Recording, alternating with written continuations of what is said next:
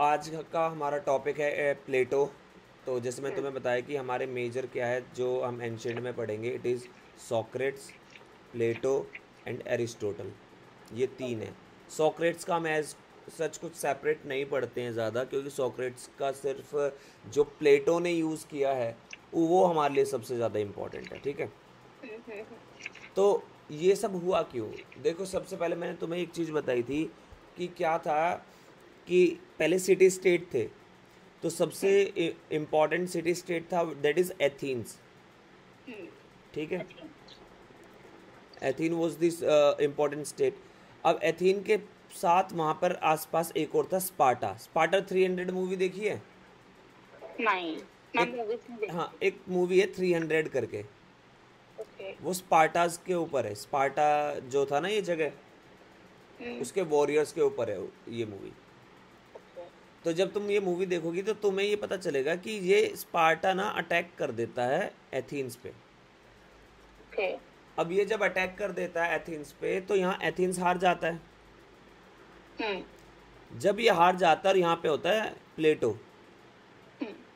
तो प्लेटो को लगता है कि यार ऐसा कैसे हो गया, हम हार कैसे गए। अभी सपोज एग्जांपल लगा लो कि भाई इंडिया और पाकिस्तान का वॉर हुआ। हम्म। इंडिया और पाकिस्तान का वॉर होते ही तुरंत लोगों ने स्टडी करना स्टार्ट कर दिया ना कि भाई ऐसे कैसे, पाकिस्तान को कौन सपोर्ट कर रहा है कौन नहीं, क्या टैक्टिक्स यूज़ करी गई। जैसे कि अभी ये पता चल के आ रहा है कि हमारा जो अब वॉरफेयर है, it is not a actual conventional warfare, it is a non conventional warfare. क्यों? क्योंकि जो ये फेक न्यूज़ नैरेटिव्स, इसका वॉर है। हम्म। ठीक है, तो उस टाइम पर भी प्लेटो ने ये सोचा कि भाई एथेंस क्यों आ रहा, क्योंकि प्लेटो के लिए एथेंस बहुत क्लोज था। हम्म। और उसको स्टडी करने के बाद ही प्रोवाइडेड सर्टेन सॉल्यूशंस। हम्म। वो ही सॉल्यूशंस हमारे लिए इंपॉर्टेंट है और उनको हम रिलेट करेंगे आज के टाइम पे कि किस तरीके से वो आज के टाइम पे एप्लीकेबल होते हैं। जैसे हम जब कौटिल्य पढ़ते हैं तो कौटिल्य की सप्तांग थ्योरी है, मंडल थ्योरी है। तो मंडल थ्योरी आज के टाइम पे कैसे फॉरेन रिलेशन में एप्लीकेबल है उसकी, वो इम्पोर्टेंट है हमारे लिए। तो प्लेटो का जो जन्म हुआ था वो हुआ था 427 और 428 बीसी में। कहीं पर आपको ये 427 लिखा मिलेगा, कहीं पे 428। तो अगर आपके पेपर में दोनों में से कोई भी एक डेटा आ जाए तो आप उसको मार्क कर सकते हैं। ओके। प्लेटो का जन्म हुआ था एथेंस में। It is a Greek city state. सबसे ज़्यादा हम इसी के अराउंड रहते हैं। आज के टाइम पे ये एक नेशन स्टेट है। क्यों? क्योंकि ये क्या बन गया है, ग्रीस। ठीक है, so he belong to an aristocratic family. देखो, प्लेटो जो था ना, ही वॉज नॉट दैट कि भाई गरीब था कौटिल्य की तरह और बिल्कुल जीरो से उठ के आया and all. No, he was very prosperous.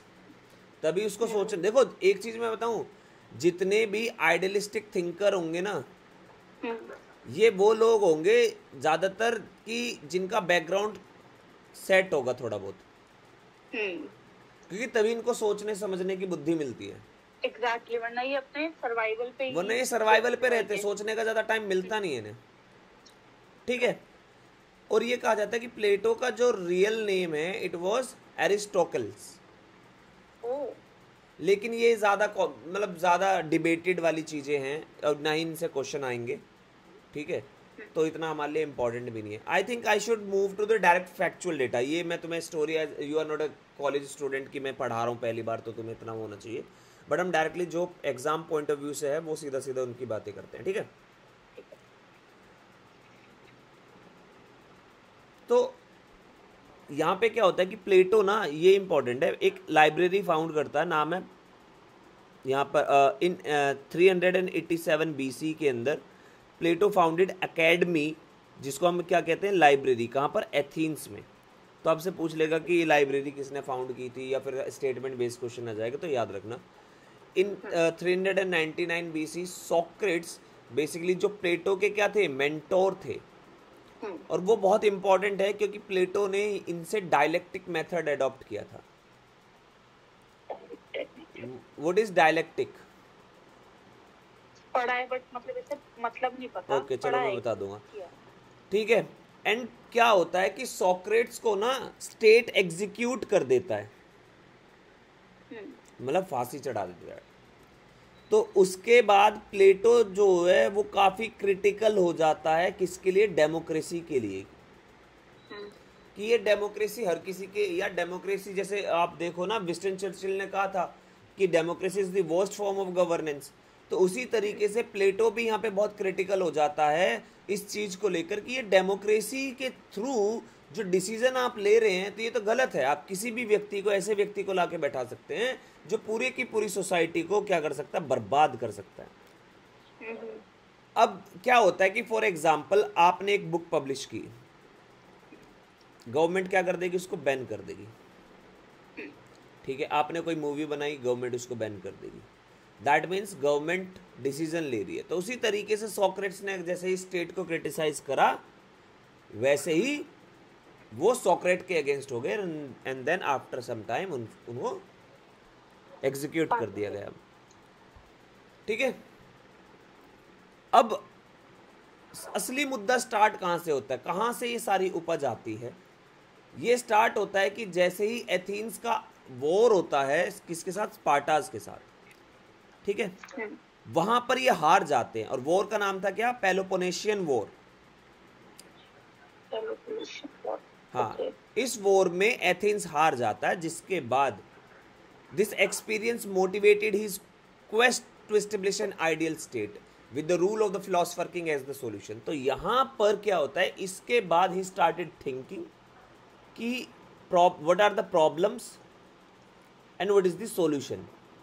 So problems find करता है, हमें ये सारी प्रॉब्लम्स देखनी है, और उसने जो सॉल्यूशंस प्रोवाइड कराए हैं वो सारे सॉल्यूशंस देखने हैं। तो उसका सॉल्यूशन क्या आता है? उसका सॉल्यूशन ये आता है कि देखो, सबसे पहली प्रॉब्लम क्या थी? कि द रूलिंग क्लास।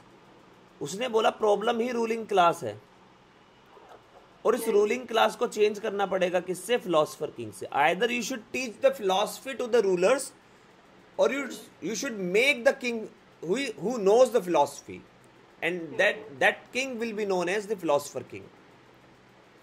Okay. तो इस तरीके से इसकी ये जर्नी स्टार्ट होती है।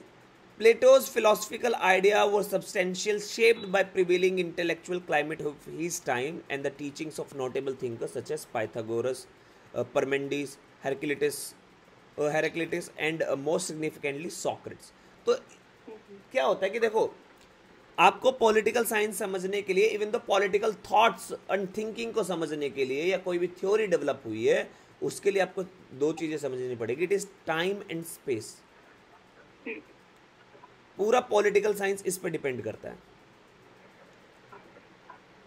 What is time? टाइम का मतलब है किस टाइम पीरियड में ये सोचा जा रहा है, किस वक्त सोचा जा रहा है। फॉर एग्जाम्पल, आप 1950 में साइंस एंड टेक की बात कर रहे हो, ठीक है, लेकिन क्या आप कंप्यूटर के बारे में सोच पा रहे हो? इंटरनेट के बारे में सोच पा रहे हो? आईओटी के बारे में सोच पा रहे हो? मशीन लर्निंग के बारे में सोच पा रहे हो? एआई के बारे में सोच पा रहे हो? क्योंकि उस टाइम पर ये डेवलप ही नहीं है। और ये स्पेस कहां पर, किस जगह पर, उसकी बात करता है। मान लीजिए जैसे मैंने बताया कि सेक्युलरिज्म की अगर मैं बात करूं तो आज का जो वक्त है दैट इज दिस टाइम। अब मान लो फ्रांस में भी यही टाइम चल रहा है, यानी यूरोप में भी यही टाइम चल रहा है, और इंडिया में भी यही टाइम चल रहा है, लेकिन दोनों का स्पेस अलग है ना। और ये स्पेस और टाइम डिसाइड करता है वो पर्टिकुलर थिंकिंग ऑन थॉट किस तरीके से और किस तरफ जाएगा। जैसे LGBTQ आप लीजिए, इंडिया में पहले इट वाज बैन, इलीगल, मानते ही नहीं थे इसको। तो टाइम बदला, टाइम के बदलते ही थॉट भी बदला, थिंकिंग भी बदल रही है। तो उस टाइम पर जो प्लेटो था, प्लेटो के जो बेसिकली थिंकिंग्स है वो किससे? पाइथागोरस, परमेंडिस, हरक्लिटस एंड अदर, और भी इंपॉर्टेंट है जिसमें से एक और है सोक्रेट्स। इनकी जो थिंकिंग थी, इनको पढ़ता था, इनके वर्क्स को पढ़ता था। इनसे देखो, इतनी बड़ी सोसाइटी भी नहीं थी कि भाई पता ना चले किसके बारे में कुछ भी, तो उससे बहुत इंस्पायर्ड था, और उन्हीं के बेसिस पे क्या हुआ, इसकी भी प्लेटो की भी थिंकिंग डेवलप हुई है। ठीक है, तो बेसिकली देख लेते हैं कि क्या क्या इन्फ्लुएंसेस थे। जैसे पाइथागोरस से क्या आया, सीखा उन्होंने। पाइथागोरस से सीखा the transmigration of the soul, कि सोल का क्या होता है, माइग्रेशन होता है एक बॉडी से दूसरी बॉडी में। ओके। ठीक है, और इसी के बेस पे इन्होंने डेवलप की क्या, थ्योरी ऑफ सोल। और थ्योरी ऑफ सोल एक तरीके की क्या है वेस्ट में, थ्योरी ऑफ क्लास। क्यों है theory of soul and theory of class, क्योंकि यहां पर प्लेटो ने क्या बोला कि there are 3 types of soul, 3 तरीके की होती है। कौन कौन सी होती है, gold, silver and bronze. Gold वाली सबसे अच्छी, जो basically he is a man of reasoning. ये होते हैं वॉरियर्स और ये होते हैं ट्रेडर्स। ठीक है, अब उसने बोला कि अब यही क्लास सिस्टम में एक तरीके से देखो तो है ना, और इंडिया में ये कास्ट सिस्टम है।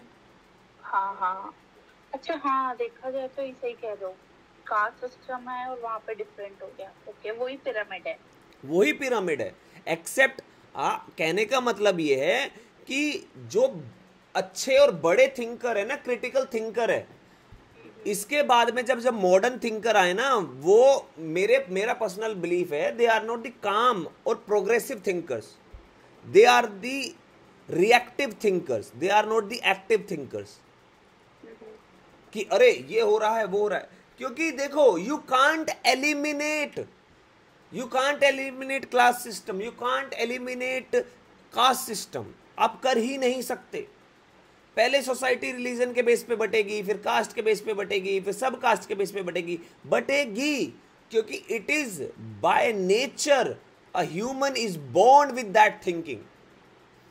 क्यों कह रहा हूं मैं a human is born by that thinking, क्योंकि आप समझिए एक फैमिली में ऐसा भी होगा कि जहां पर 3 लोग ऑर्थोडॉक्स होंगे, एक लिबरल होगा। क्या उसको लिबरल बनाया है उसकी फैमिली ने? नहीं, उस बाय नेचर उसका कॉन्शियसनेस ऐसा है, तो वो उसी तरफ जाने लगा, अपनी सोच को उधर ही डाइवर्ट करने लगा, जिसमें कि वो फैमिली के साथ सबसे ज्यादा टाइम स्पेंड करा रहा है, बट उनसे तो इन्फ्लुएंस नहीं हो रहा वो। लेकिन बाहर किसी से मिल लिया, 2 मिनट बात हो गई, उससे इन्फ्लुएंस हो गया। क्यों हो गया है? क्योंकि उसका माइंड ही बाय नेचर, बाय बोर्न उस तरीके से डेवलप हुआ था। आपको लगता है कि मैंने सिखा दिया, अरे मैंने बना दिया इसको, आपने नहीं बनाया, वो था ऐसा। और एक व्यक्ति क्या है, 3 व्यक्ति लिबरल है घर में, एक शायद ऑर्थोडॉक्स पैदा हो जाए। होता है ना, आपने बहुत सारी जगह नोटिस किया होगा ये, कि कोई ना कोई बोलेगा कि अरे ऐसा क्यों वैसा क्यों। तो ये बाय नेचर है, आपको समझना पड़ेगा। आप कभी एलिमिनेट नहीं कर पाओगे। आपको एलिमिनेट क्या करना है, the evils. You have to nip the bird, you have to nip the evil from the bird. कैसे? कि जैसे मान लीजिए अनटचेबिलिटी इंट्रोड्यूस हुई, दैट वाज रॉन्ग, कि भाई वो हेरिडाइटरी बन गई, कि अब उसके बेटा ये हो गया कि अब उसको ग्लास नहीं छू सकता, या कुएं में से पानी पी लिया तो नहीं। ये है एविल, इसको निकालना आपको। इवन दो गांधी, मैंने कल ही बताया था कि गांधी भी कास्ट सिस्टम के अगेंस्ट नहीं थे। उन्होंने बोला कि सोसाइटी में there is a social order. अगर वो सोशल ऑर्डर डिस्टोर्ट होगा तो इनजस्टिस होगा। वो सोशल ऑर्डर डिस्टोर्ट कैसे होगा, इनजस्टिस कैसे होगा, जब एक दूसरे के काम में इंटरफेयर कर दोगे आप। और वो कहां से आ रहा है, वो यहीं से आ रहा है, क्योंकि गांधी ने भी प्लेटो पढ़ा था, और प्लेटो यही कहता है थ्योरी ऑफ जस्टिस में। आया समझ? फिर आता है आपका हेराक्लिटस, ये कहता है कि कॉन्टिन्यूअस चेंज ऑफ लाइफ। ये कहता है कि देखिए, change is inevitable, change is the fundamental in the world. Change ही आएगा, आप इसको रोक ही नहीं सकते कभी भी। ये ट्रू भी है, ये तो है, एग्जैक्टली है ये तो। Change is the only unchanging phenomena, ये कहा जाता है। ठीक है, तो इससे थ्योरी निकल के आई प्लेटो की, कौन सी? थ्योरी ऑफ इम्परमानेंस, यानी कि कुछ भी परमानेंट नहीं है। परमेंडिस का क्या आता है? he taught Plato that despite the ever changing world there is exists something permanent. इसने सिखाया कि देखो वर्ल्ड, दुनिया में क्या है, हर चीज बदल रही है, चेंज हो रही है, लेकिन इन सारे चेंजेस में कुछ ना कुछ एक चीज ऐसी जरूर मिलेगी जो नहीं बदलती, जो चेंज नहीं होता. ये भी फैक्ट है. ठीक है. So there exist something that is permanent. What is permanent? The idea. भाई मान लो मैं हूं, मेरी एज चेंज हो रही है, मेरा रहने का तरीका चेंज हो रहा है, मेरा खाने का तरीका चेंज हो रहा है, मेरे पहनने का तरीका चेंज हो रहा है, मेरे आसपास के लोग बदल रहे हैं. ठीक है. बट शायद जो मेरा आइडिया बचपन में था वो मेरा बुढ़ापे तक भी रहे कि यार मेरे को ये करना है या ऐसा होना चाहिए. आइडिया हमेशा एग्जिस्ट कर सकता है ना. What is the idea? The idea is to have the democratic society. वो तो बहुत लंबे समय तक रह सकता है भाई, है ना. तो उसने बोला कि कुछ तो है ऐसा कि जो परमानेंट रह सकता है. ऐसा कुछ नहीं है कि ये परमानेंट नहीं रह सकता. आया समझ? चलो नेक्स्ट है आपका कि उसने बोला idea. So Plato amalgamated these views to assert that knowledge was virtue attainable solely through intellect. और इसकी वजह से जब ये सब मर्ज कर देता है तो प्लेटो को एक चीज आती है कि देखो द नॉलेज इज वर्च्यू. ठीक है. जो नॉलेज है वही क्या है? वर्च्यू है. So basically knowledge is equal to virtue and virtue is the excellence. That means knowledge is excellent. ज्ञान होना किसी भी चीज का वही सबसे बड़ी एक्सीलेंस है आपकी लाइफ में, सबसे बड़ी अचीवमेंट है. ज्ञान किस चीज का होना? The knowledge of differentiating between the right and wrong. और इसमें किसका रोल आता है? एथिक्स का. आया समझ? बट जैसे ही आप राइट एंड रॉन्ग कह देते हैं वैसे ही ये क्या बन जाता है? सब्जेक्टिव. और subjectivity comes with the individual understanding, individual reasoning, and reasoning comes with the type of soul.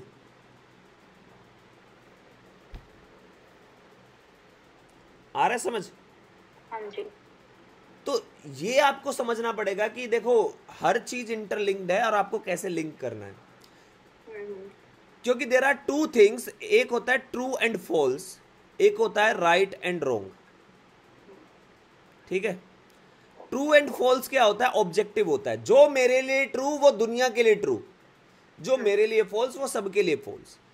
जैसे हमने बोला कि सूरज ईस्ट से उगता है, it is true, it is not right, it is true. ठीक है.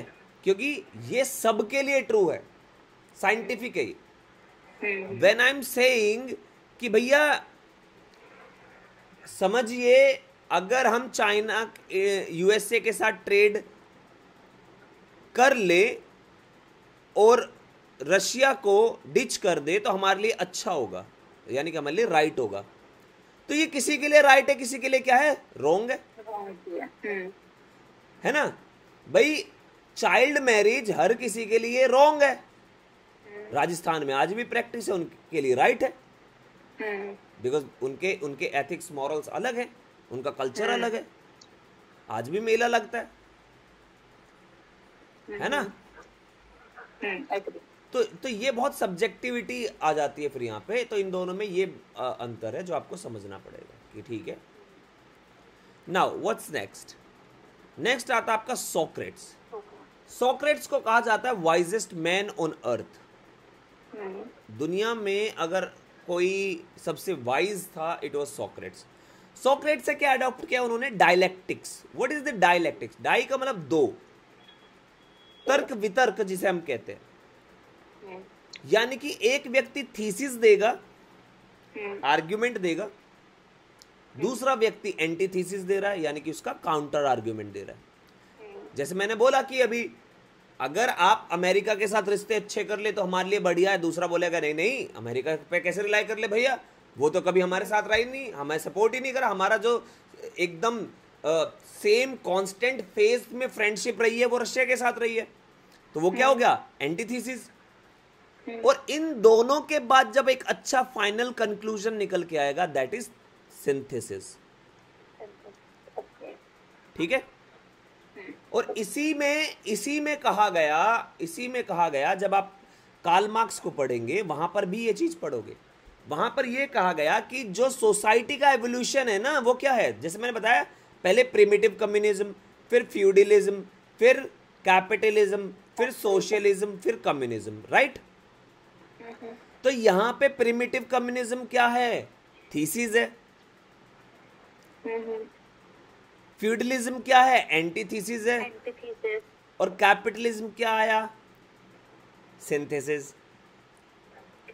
फिर फ्यूडलिज्म क्या है, थीसिस है। कैपिटलिज्म एंटीथीसिस है, सोशलिज्म सिंथेसिस है। तो उसी तरीके से कार्ल मार्क्स के अकॉर्डिंग अगर आप देखें तो कैपिटलिज्म क्या है, थीसिस है। सोशलिज्म एंटीथीसिस है, कम्युनिज्म सिंथेसिस है। कि देखो लोग बोलेंगे कि ये जो कैपिटलिज्म है, ये कैपिटलिज्म क्या है, कैपिटलिज्म ही हर चीज का सॉल्यूशन है, यही इकोनॉमी को डेवलप करेगा। बट सोशलिज्म कहेंगे कि तो गरीबों का क्या भाई, गरीबों को तो कुछ नहीं मिल रहा, तो हम एक काम करते हैं अमीरों पे ज्यादा टैक्स लगा के गरीबों को डिस्ट्रीब्यूट कर देते हैं। ठीक है। तो यहां पर फिर आर्ग्यूमेंट आएगी कि देखो जो डिस्ट्रीब्यूट कर रहा है वो स्टेट है, और स्टेट तो कैपिटलिस्ट के उस पे चलेगा, क्योंकि जो स्टेट को चलाने वाले व्यक्ति हैं उन्हें इलेक्शन लड़ना है तो पैसा किससे लेंगे, कैपिटलिस्ट से। और बाद में पॉलिसी भी कैपिटलिस्ट के फेवर में बनाएंगे, तो अल्टीमेटली वो कहां कैसे कर देंगे भाई सोशलिज्म का काम। तो सोशलिज्म तो फेक सोशलिज्म है ये। तो उसका सॉल्यूशन क्या है, तो एक काम करो स्टेट को हटा दो, let the society govern itself. अगर सोसाइटी में 10 लोग हैं, एक कमा रहा है तो बढ़िया बात है, 10 के 10 में आपस में डिस्ट्रीब्यूट कर लेंगे, वो जैसे मैंने ट्राइब का कॉन्सेप्ट बताया था तुम्हें। तो आया समझ। अगर कोई चीज किसी की थीसिस है तो वो बाद एंटीथीसिस है, तो बाद में वो एंटीथीसिस ही थीसिस बन सकती है, और जो सिंथेसिस है वो आइदर थीसिस बन सकता है या एंटीथीसिस बन सकता है over the period of time, क्योंकि एक टाइम पर हर चीज रिजिड हो जाती है। जैसे कास्ट सिस्टम, पहले वर्ण सिस्टम था, फिर वो कास्ट में कन्वर्ट हो गया ना। Getting my point. तो यहां से आया ये। और दूसरी चीज क्या आया, नॉलेज इज वर्च्यू, एंड यहां से आती है उसकी theory of knowledge and theory of reality. ठीक है। हाँ, नहीं, थ्योरी ऑफ नॉलेज सॉक्रेट्स की नहीं है, उससे डेवलप होती है, उसके नॉलेज ऑफ वर्च्यू से डेवलप होती है। नॉलेज इज वर्च्यू वाले उससे, then Plato theory of knowledge develop करता है। ठीक है। नाउ नेक्स्ट है कि during the time of Socrates there were 2 tradition of teaching. Socrates के टाइम पर 2 तरीके की टीचिंग थी, एक को कहा जाता था सोफिस्ट, एक को कहा जाता था Socrates. Sophist was the first political teacher, जो सबसे पहले राजनीति के टीचर थे, अध्यापक थे, वो कौन थे, सोफिस्ट। सोफिस्ट को हम रेट्रोइक्स भी कहते हैं। क्यों कहते हैं, क्योंकि ये क्या सिखा रहे हैं समाज में। देखो समाज में समझो, जो रूलिंग क्लास है ना, उनका माइंडसेट क्या होता था, जो रूलिंग क्लास है उनको क्या सिखाया जाता है, that is money and power. Why money and power, money was mean of collection of taxes, and to why to run the state. Exactly. और वही पावर में obviously और हो जाएगी. और पावर देखो, सिर्फ मनी होने से मतलब नहीं है, पावर भी होनी चाहिए. Sometimes money itself convert into the power, और sometimes these two are the two different pillars. ठीक है. तो पावर, क्योंकि पावर किससे आती है, लोगों को फियर से आती है.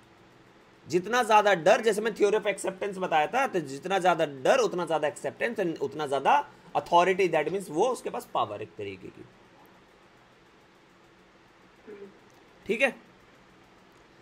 तो power and money is source of good life, ये सिखा रहे थे, क्योंकि ये देखो एलीट को पढ़ा रहे हैं, तो एलीट में फिर ये सभी को सेम ही थ्योरी पढ़ा रहे हैं कि जो पावर और मनी है।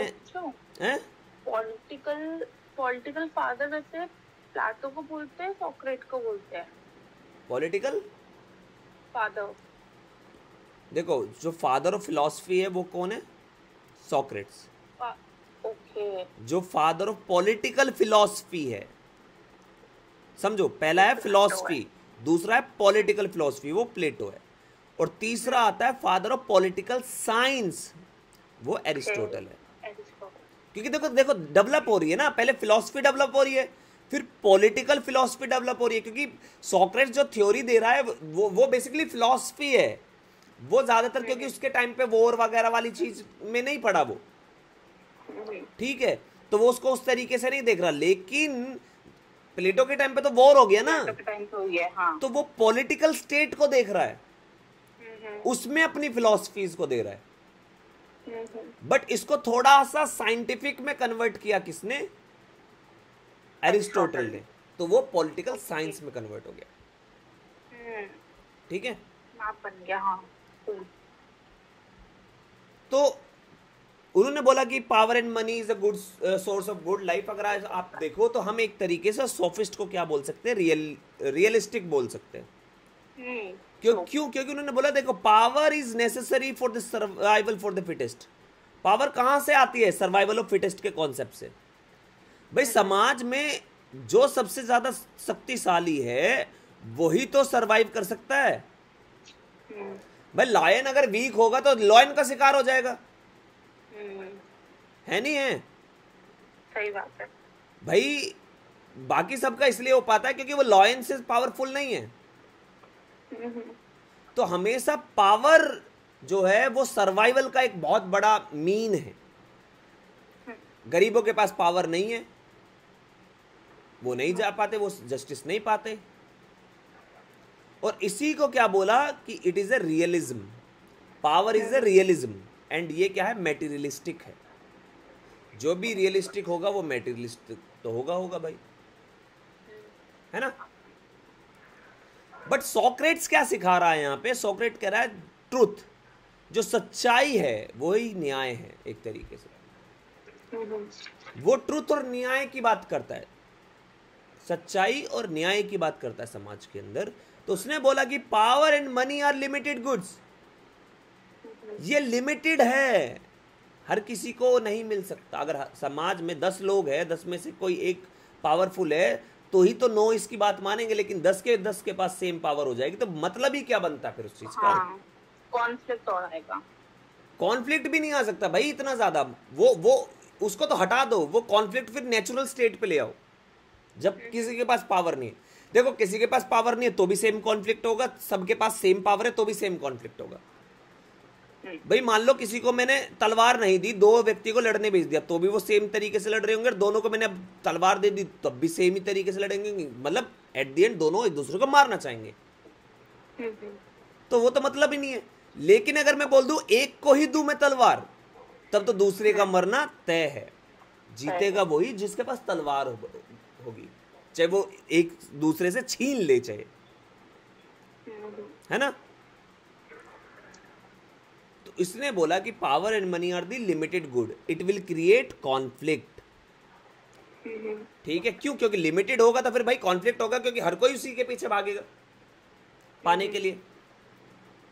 What is the unlimited? Unlimited is the knowledge. Knowledge, ज्ञान जो है वो सबसे एक समुद्र है, उसकी कोई अपार नहीं है, अनलिमिटेड है, कोई छीन भी नहीं सकता, कोई छीन भी नहीं सकता आपसे। तो आपको किस पे फोकस करना? नॉलेज पे। Why? Because knowledge is virtue and virtue is excellence. And justice की बात करता है। जस्टिस की बात कैसे करता है? कि equals and unequals can live together. समाज में कोई इक्वल है नहीं है उससे क्या मतलब है? भाई सब साथ में रह सकते हैं, लेकिन ये क्या है? आइडियलिस्टिक है, रियलिटी में काम नहीं करता। Even though constitution provides article 15, 16, 17 untouchability and all, ठीक है, बट क्या प्रैक्टिस नहीं हो रही? हो रही है। और खुलेआम होती है। हम्म, तो इसका मतलब क्या है, आपने एक तरीके की फिलॉसफी दे दी है, पर जरूरी नहीं है कि वो काम करे ही करे। हम्म, समझ रहे हो? yes sir। तो ये सारी की सारी चीजें उसने बात की है। इनके ना सिर्फ दिमाग की उपज है, आपको इनके दिमाग की उपज समझ नहीं है कि ये समझा क्या रहे। क्यों? क्योंकि उस टाइम पे सोसाइटी में क्या है, बहुत ज़्यादा अनइक्वालिटीज़ है। जिस दिन तुम्हें पता चल गया ना कि उस टाइम पीरियड में क्या है प्रॉब्लम, वो सॉल्यूशन तुम अपने आप समझ जाओगे कि उसने सॉल्यूशन दिया होगा तो क्या दिया होगा। अब प्लेटो के वर्क की बात करते हैं हम, ठीक है। प्लेटो का इंपॉर्टेंट काम है रिपब्लिक। उसने एक बुक लिखी थी रिपब्लिक, सबसे पहली यही है 386 बीसी में। इसमें उसने बात की है जस्टिस की, एजुकेशन की, कम्युनिज्म की, फिलोसफर किंग की, और एक कैलिपोलिस। कैलिपोलिस क्या था बेसिकली, अ यूटोपियन सिटी, ठीक है। ये सबसे फेमस है। अब आपसे ये पूछ लेगा, इंपॉर्टेंट है याद रखना, कि जस्टिस किस बुक में मेंशन है, या एजुकेशन किस में है, कम्युनिज्म किस में है, फिलोसफर किंग किस में मेंशन है। तो उसकी जितनी भी बुक है उसमें से रिपब्लिक के अंदर फिलोसफर किंग मेंशन है। वाई रिपब्लिक वर्ड से ऐसे याद रख लेना, क्योंकि ये जितने भी काम है इंडिया में हो रहे हैं, इंडिया इज ए रिपब्लिक, ठीक है। अब यहाँ पे एक चीज याद रखना, रूजो जो थे उन्होंने बोला, एक लाइन बोली कि Republic of Plato is all about education. जो प्लेटो का रिपब्लिक है ना, वो क्या है, पूरा का पूरा एजुकेशन है। क्यों है एजुकेशन, बताओ। एजुकेशन के बारे में ज्यादा बताया होगा, एक्सप्लेन किया होगा, क्योंकि उसने एजुकेशन के बारे में लिखा था। हाँ, क्योंकि उसकी जो थ्योरी ऑफ एजुकेशन है, देखो क्वेश्चन ही आता है कि how you are going to select the philosopher king, कैसे बनाओगे फिलोसफर किंग, कहां से लाओगे। तो उसने बोला कि थ्योरी ऑफ एजुकेशन से देर विल बी, आप टीचिंग करोगे, हर इंटरवल पे क्या होगा, एक एग्जाम होगा, ठीक है। एंड देन लास्ट वाला जो व्यक्ति होंगे, जो भी व्यक्ति लास्ट तक पहुंचेंगे, they are eligible to become the philosopher king. There will be no single person.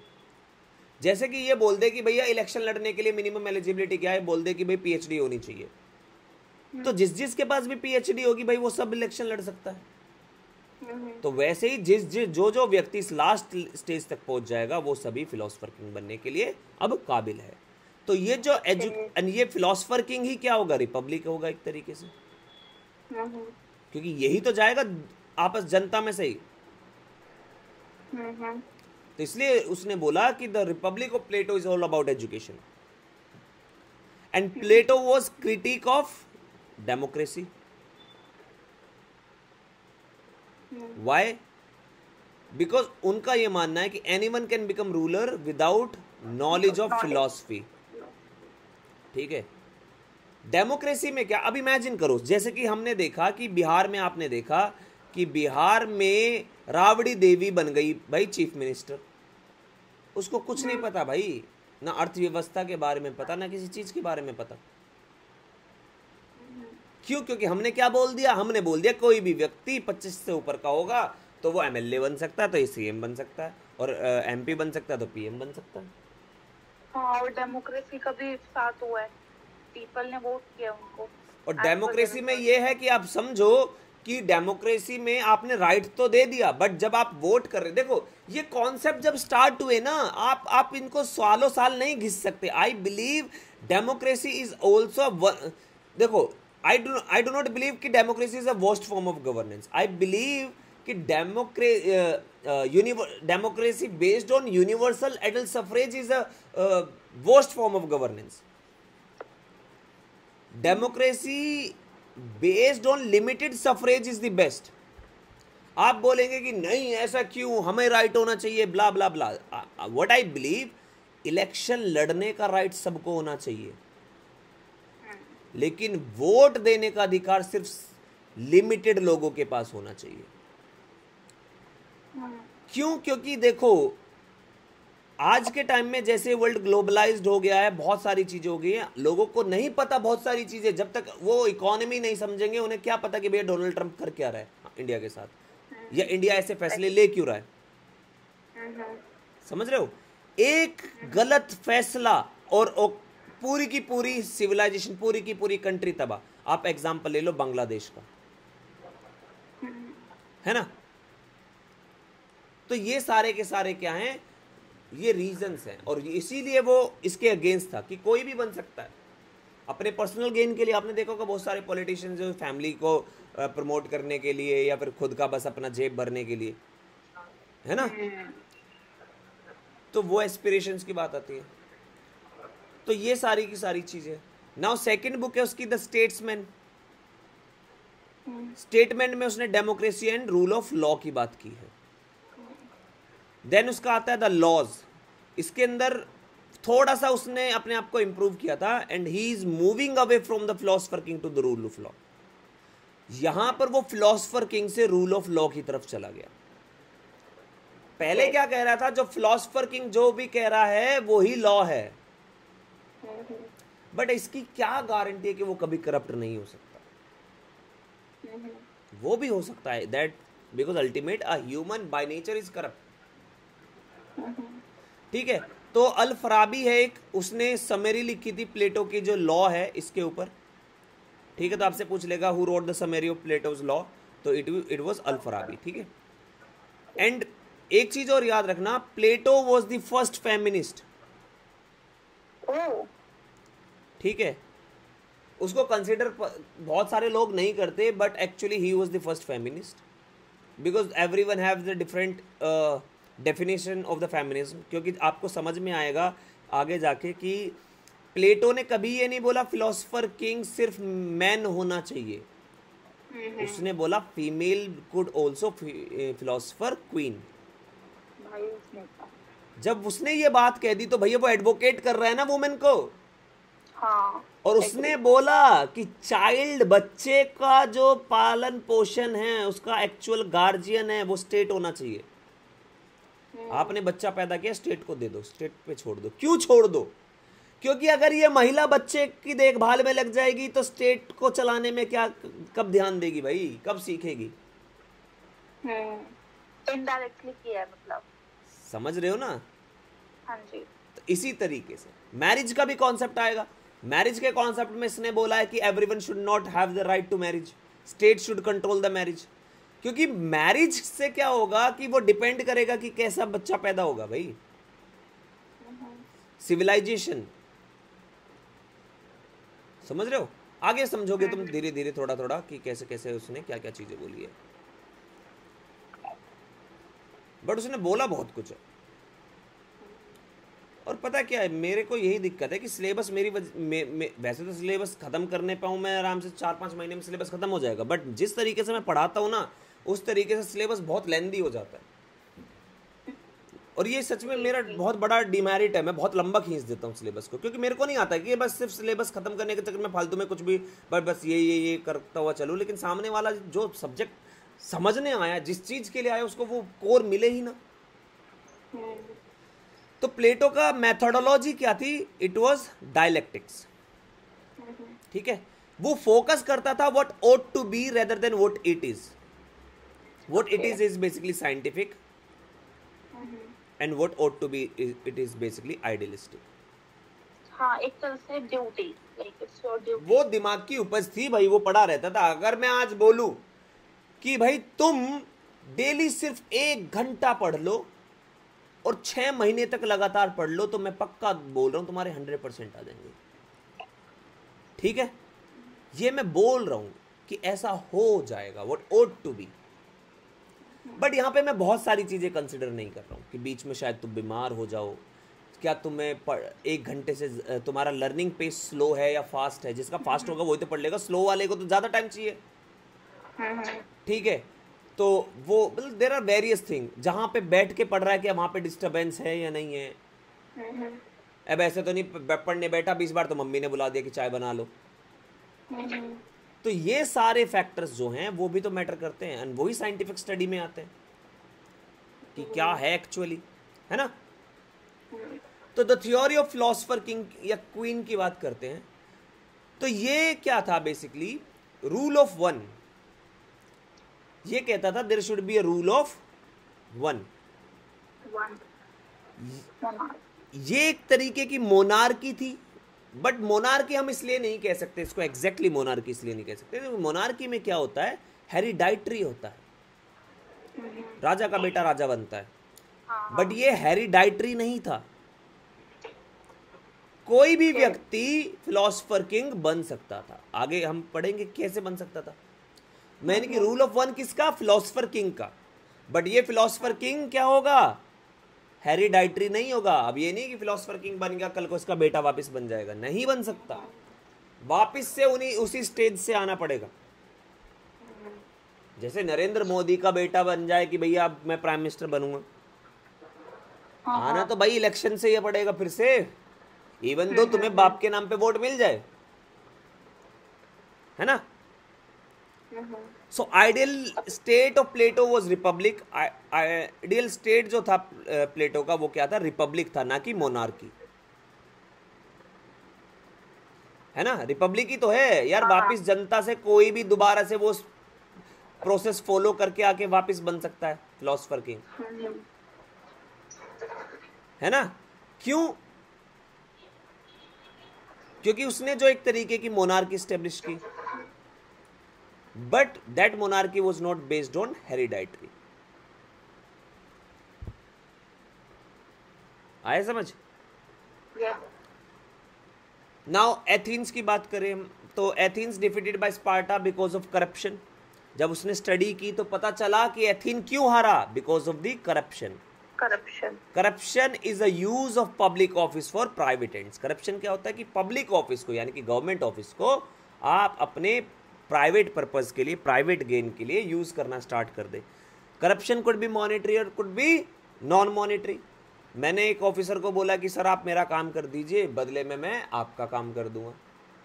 हमने कुछ वो नहीं किया, पैसा एक्सचेंज नहीं किया, फेवर एक्सचेंज किया है, but this is also a form of corruption. क्योंकि भैया गवर्नमेंट ऑफिस का इस्तेमाल कर रहा हूं ना, अपना प्राइवेट अपने प्राइवेट उसके लिए, इंटरेस्ट के लिए। एंड करप्शन हो क्यों रहा है ये, ड्यू टू इग्नोरेंस, और ignorance about the right meaning of happiness. Ignorance किस चीज की है, कि उनको यही नहीं पता कि असली खुशी क्या है। मान लीजिए अगर मैं ये कह रहा हूं अभी आपसे कि सपोज कि भाई मेरे पास गाड़ी क्यों नहीं है यार, मेरे पास घर क्यों नहीं है यार, सब कोई, हर कोई अपनी मजे कर रहे हैं लाइफ में, कोई विदेश घूम रहा है, कोई महंगी महंगी गाड़ियों से आ रहा है, ब्ला ब्ला ब्ला, है ना। मैं इस पे फोकस कर रहा हूं, तो दैट मीन्स मैं असली जो रियलिटी है उसको क्या कर रहा हूं, इग्नोर कर रहा हूं। और उसकी वजह से मैं क्या काम करूंगा, भाई साम दाम दंड भेद, मुझे भी वो चीज पाने के लिए क्या करना पड़ेगा, करप्ट प्रैक्टिसेस करनी पड़ेगी। तो मैं एक्चुअली इग्नोर क्या कर रहा हूं, सबसे पहले उसको समझते हैं। मैं इग्नोर इस चीज पे कर रहा हूं कि असलियत में यह है कि कल को मेरे पास 1,00,000 करोड़ रुपया मेरे बैंक अकाउंट में भी पड़ा हो, जब मैं मरूंगा वो सब मेरे बैंक अकाउंट में ही रह जाएगा। वो जो नॉलेज है वो नहीं है मेरे पास। And knowledge is supreme, knowledge is virtue and virtue is excellence. जिस दिन मुझे पता चल गया कि नहीं यार, एट द एंड इंसान को क्या चाहिए, खाना पीना और पहनना। अब मैं नॉर्मल कपड़े पहनूं या एक, मान लो कि मैं ज़ारा से एक 3,000 की शर्ट ले लूं, या फिर मान लो अरमानी से 10,000 की शर्ट ले लूं, तो ये 3,000 की भी तो काम करेगी भाई। मैं इस 10,000 को पाने के लिए और ज़्यादा अपने आप को क्यों पुश करूं, और मैं ये करूंगा तो मैं उल्टी सीधी चीज़ें करूंगा। अगर आप देखिए जैसे रोड और हाईवे बन रहे हैं, इसका एग्जाम्पल लेके चलो प्रैक्टिकल लाइफ में, अगर मिनिस्टर को ये हो जाए कि यार क्या इतना तो मिल रही है यार, सैलरी मिल रही है, ये सब मिल रहा है, तो वो किसी भी इंसान को उल्टे सीधे कॉन्ट्रैक्ट नहीं देगा। उल्टे सीधे कॉन्ट्रैक्ट नहीं देगा तो भैया उसका सही से जांच कराएगा। क्यों, क्योंकि उसको पैसे के पीछे भाग रहा है, करप्शन के पीछे भाग रहा है, तो उसकी वजह से क्या हो रहा है, सबको प्रॉब्लम होगी, और इसी वजह से क्या होगा, हार जाओगे, है ना।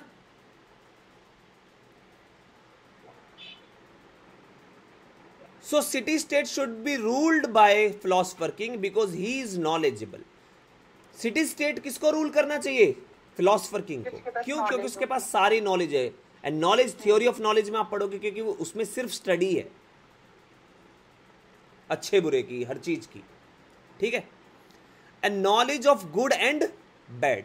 इसको कहा गया knowledge of good and bad is knowledge of ethics. जो मैंने एक अलग तरीके से इंटरप्रिटेशन निकाली है इसकी, वो ये निकाली है कि ये जो गुड एंड बैड है ना, ये जब आप बता रहे हो गुड एंड बैड, तो जरूरी नहीं है जो गुड आपके लिए है वो दूसरे के लिए भी हो। ये तो है। वो डिपेंड करेगा टाइप ऑफ सोल पे। समझ रहे हो कि वो सोल कितनी भूखी है, किस चीज की भूखी है। Okay, yes sir. So the source of knowledge is within that soul. जो असलियत में सोर्स ऑफ नॉलेज कहां है, वो आत्मा के अंदर है। और soul is nothing but reasons and logic. Soul क्या है? Reason and logic. So basically knowledge क्या है? Reason and logic. अगर मैं बोलूं A is equal to B and B is equal to C, that means A is equal to C। मैं बोल रहा हूं कि knowledge is within the soul, and soul क्या है? Reason and logic. Then knowledge क्या है? Reason and logic. So knowledge of ethics by reasons and logic. Reasons will do justice and no rational, no justice. अगर rationality नहीं है, reasons नहीं है, तो वो जस्टिस नहीं कर पाएगा। भाई अभी भी ऐसा है ना कि अब जज जब बैठते हैं तो यही तो देखते हैं कि यार कि इस चीज से गरीबों को फायदा हो रहा है या नहीं हो रहा है।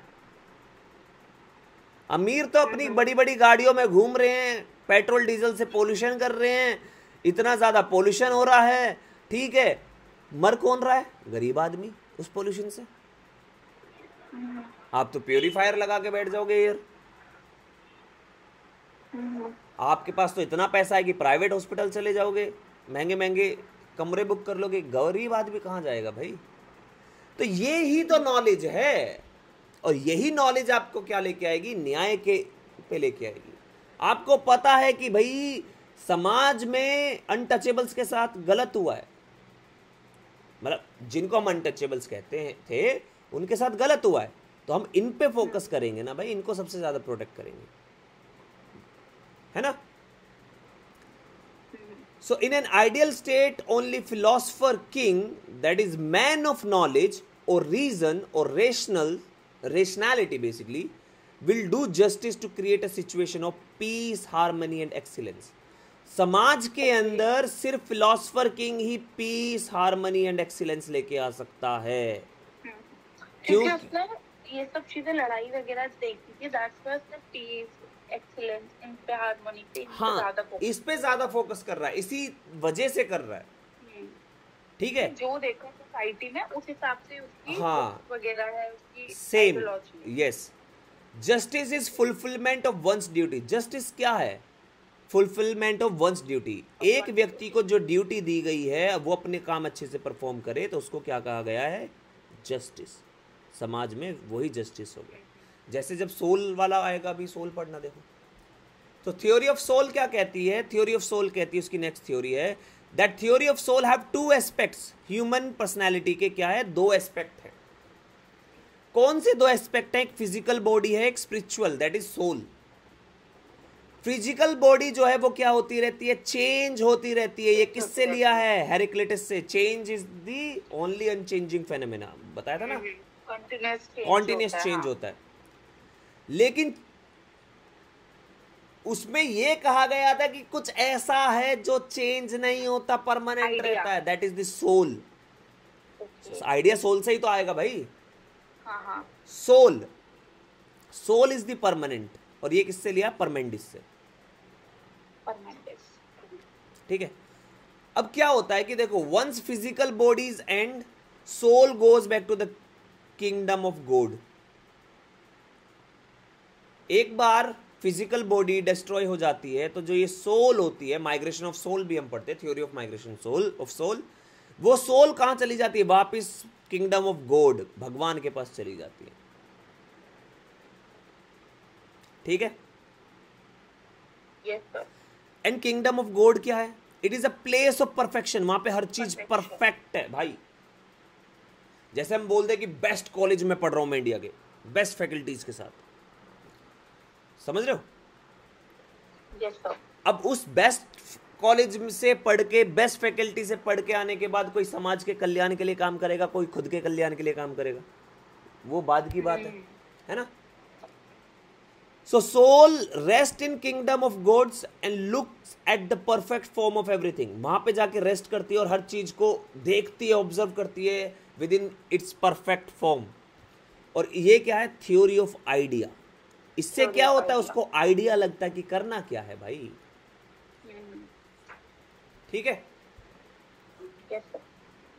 जब वो सोल वापस से जन्म लेती है, later soul take rebirth and recollect what it has seen in the kingdom of God. Kingdom of God जहां पे वो आइडिया लिया है बेसिकली। जब उसका दोबारा जन्म होता है, अब वो सोल धीरे धीरे वो सारी चीजें रिकॉल करती है जो उसने वहां पर देखी थी। जब भी तो मैंने बताया कि क्या होता है कि एक फैमिली में 3 ऑर्थोडॉक्स हो, एक लिबरल हो, तो ये इसने देखा है ना वहां पे वो ऐसा सपोज इसने रिकॉल कर लिया, शायद ये 3 रिकॉल नहीं कर पा रहे, और वाइस वर्सा। और यहीं पे आ गया तुम्हारा वो वाला क्वेश्चन भी, उसका जो मैं समझाना चाह रहा था कि मे बी ये है वो जिन्होंने देखा है, ये नहीं रिकॉल कर पा रहा। ये डिपेंड करेगा किस पे कि that is good and bad, and good and bad decide कौन कर रहा है, बिकॉज किसी के लिए गुड बैड है, किसी के लिए बैड गुड है। exactly. हम आज के टाइम पे यही तो होता है, समाज में ज्यादातर लोग जिस तरफ चले गए उसी को अच्छा मान लिया। जरूरी थोड़ी है कि वो अच्छा हो, है ना? तो अब कितनी सारी थ्योरी है। हाँ इसकी बहुत सारी थ्योरीज है ना। देखो इंटरलिंक्ड है, थ्योरी इतनी बड़ी नहीं है, सब इंटरलिंक्ड है। थ्योरी ऑफ एजुकेशन भी यहीं से आएगी, फिलोसफर किंग भी यहीं है, सब वही चल रहा है। जस्टिस भी इसी पे आया, ठीक है। All humans have soul but all soul is not equal. सभी ह्यूमन के पास सोल है बट सभी सोल इक्वल नहीं है। क्यों इक्वल नहीं है? क्योंकि all soul can not recollect. सारी सोल रिकलेक्ट नहीं कर पाती जो जो उन्होंने देखा। सो इसे कहते हैं by born natural inequalities. So what they have observed in the kingdom of God, जो भी इन्होंने किंगडम ऑफ गॉड में देखा, सारी सोल उसको क्या नहीं कर पाती? रिकॉल नहीं कर पाती। So what makes the difference? ये डिफरेंस है because of the composition of the soul. हर सोल अलग तरीके से बनी है, इसी वजह से वो रिकॉल नहीं कर पाती है। और ये में क्या हुआ कि ये कहां से आया है बेसिकली? एक तरीके से आप देखो कि जो पाइथागोरस है ना, पाइथागोरस के ऊपर इन्फ्लुएंस रहा है किसका? इंडिया का वर्ण सिस्टम। क्योंकि वर्ण सिस्टम भी तो यही था ना एक तरीके से। तो ये कहते हैं कि there are 3 types of soul, that is the gold soul, silver soul और कॉपर सोल। सॉरी मैंने वहां पे ब्रोंज बता दिया था, कॉपर है ये, ठीक है। Gold, silver and copper. तो गोल्ड की सोल जो होती है वो रीजंस की होती है। ये फर्स्ट क्लास हो गया, क्योंकि क्लास सिस्टम मैंने बताया था ना, क्लास सिस्टम भी आ गया उसके साथ साथ। सेकंड है सिल्वर, है करेज। उसके पास बहुत करेज है भाई कि मेरे से दिमाग मत, जैसे मैं अभी एग्जांपल दूंगा। कॉपर है एपेटाइट, क्रेविंग, भूखे। थर्ड, अब समझो, जैसे मान लो कि एक व्यक्ति है, उसके पास रीजनिंग है, उसको पता है कि यार क्या है समाज में, ये पैसा वैसा सब मोह माया। आपने भी रिसेंटली देखा होगा, टाटा का था जन, रिलायंस का था, कौन था, बहुत बड़ी पोजीशन पे था, उसने सब कुछ छोड़ दिया। जैन होते हैं बहुत सारे, जैन क्या काम करते हैं कि उनके पास अच्छी खासी प्रॉपर्टी होती है, पर बाद में वो स्पिरिचुअलिटी का रास्ता चुन लेते हैं। आपने इसका एग्जाम्पल ले लो, Gautam Buddha. Buddha was belonging to the royal family, but later on he renounced everything. और वो निकल गया कि उसने बोला कि रीजन इंपॉर्टेंट है भाई, मैं क्या करूं। तो समझ रहे हो, ये है वो लोग रीजन वाले। लेकिन दूसरे लोग आते करेज वाले कि भैया देखो, सोचने समझने करने की बुद्धि नहीं है हमें, हमारे बस की नहीं है, हमें तो ये बता दो किसमें 4 चांटे मारने हैं। समझ में आया? ये बन गया क्या? Warrior class. इनको सिर्फ बता दो कि वहां जाना है और उठा के लाना है या मार के आना है, वो चले जाएंगे, कर देंगे काम, अपना दिमाग नहीं लगाएंगे वहां पे। इसका एग्जाम्पल लो आज के टाइम पे, ब्यूरोक्रेट्स। ब्यूरोक्रेट्स को आपने बोल दिया कि देखो ये लॉ है, इसको इंप्लीमेंट कर दो, तो वो ज्यादा बुद्धि नहीं लगाते अपनी।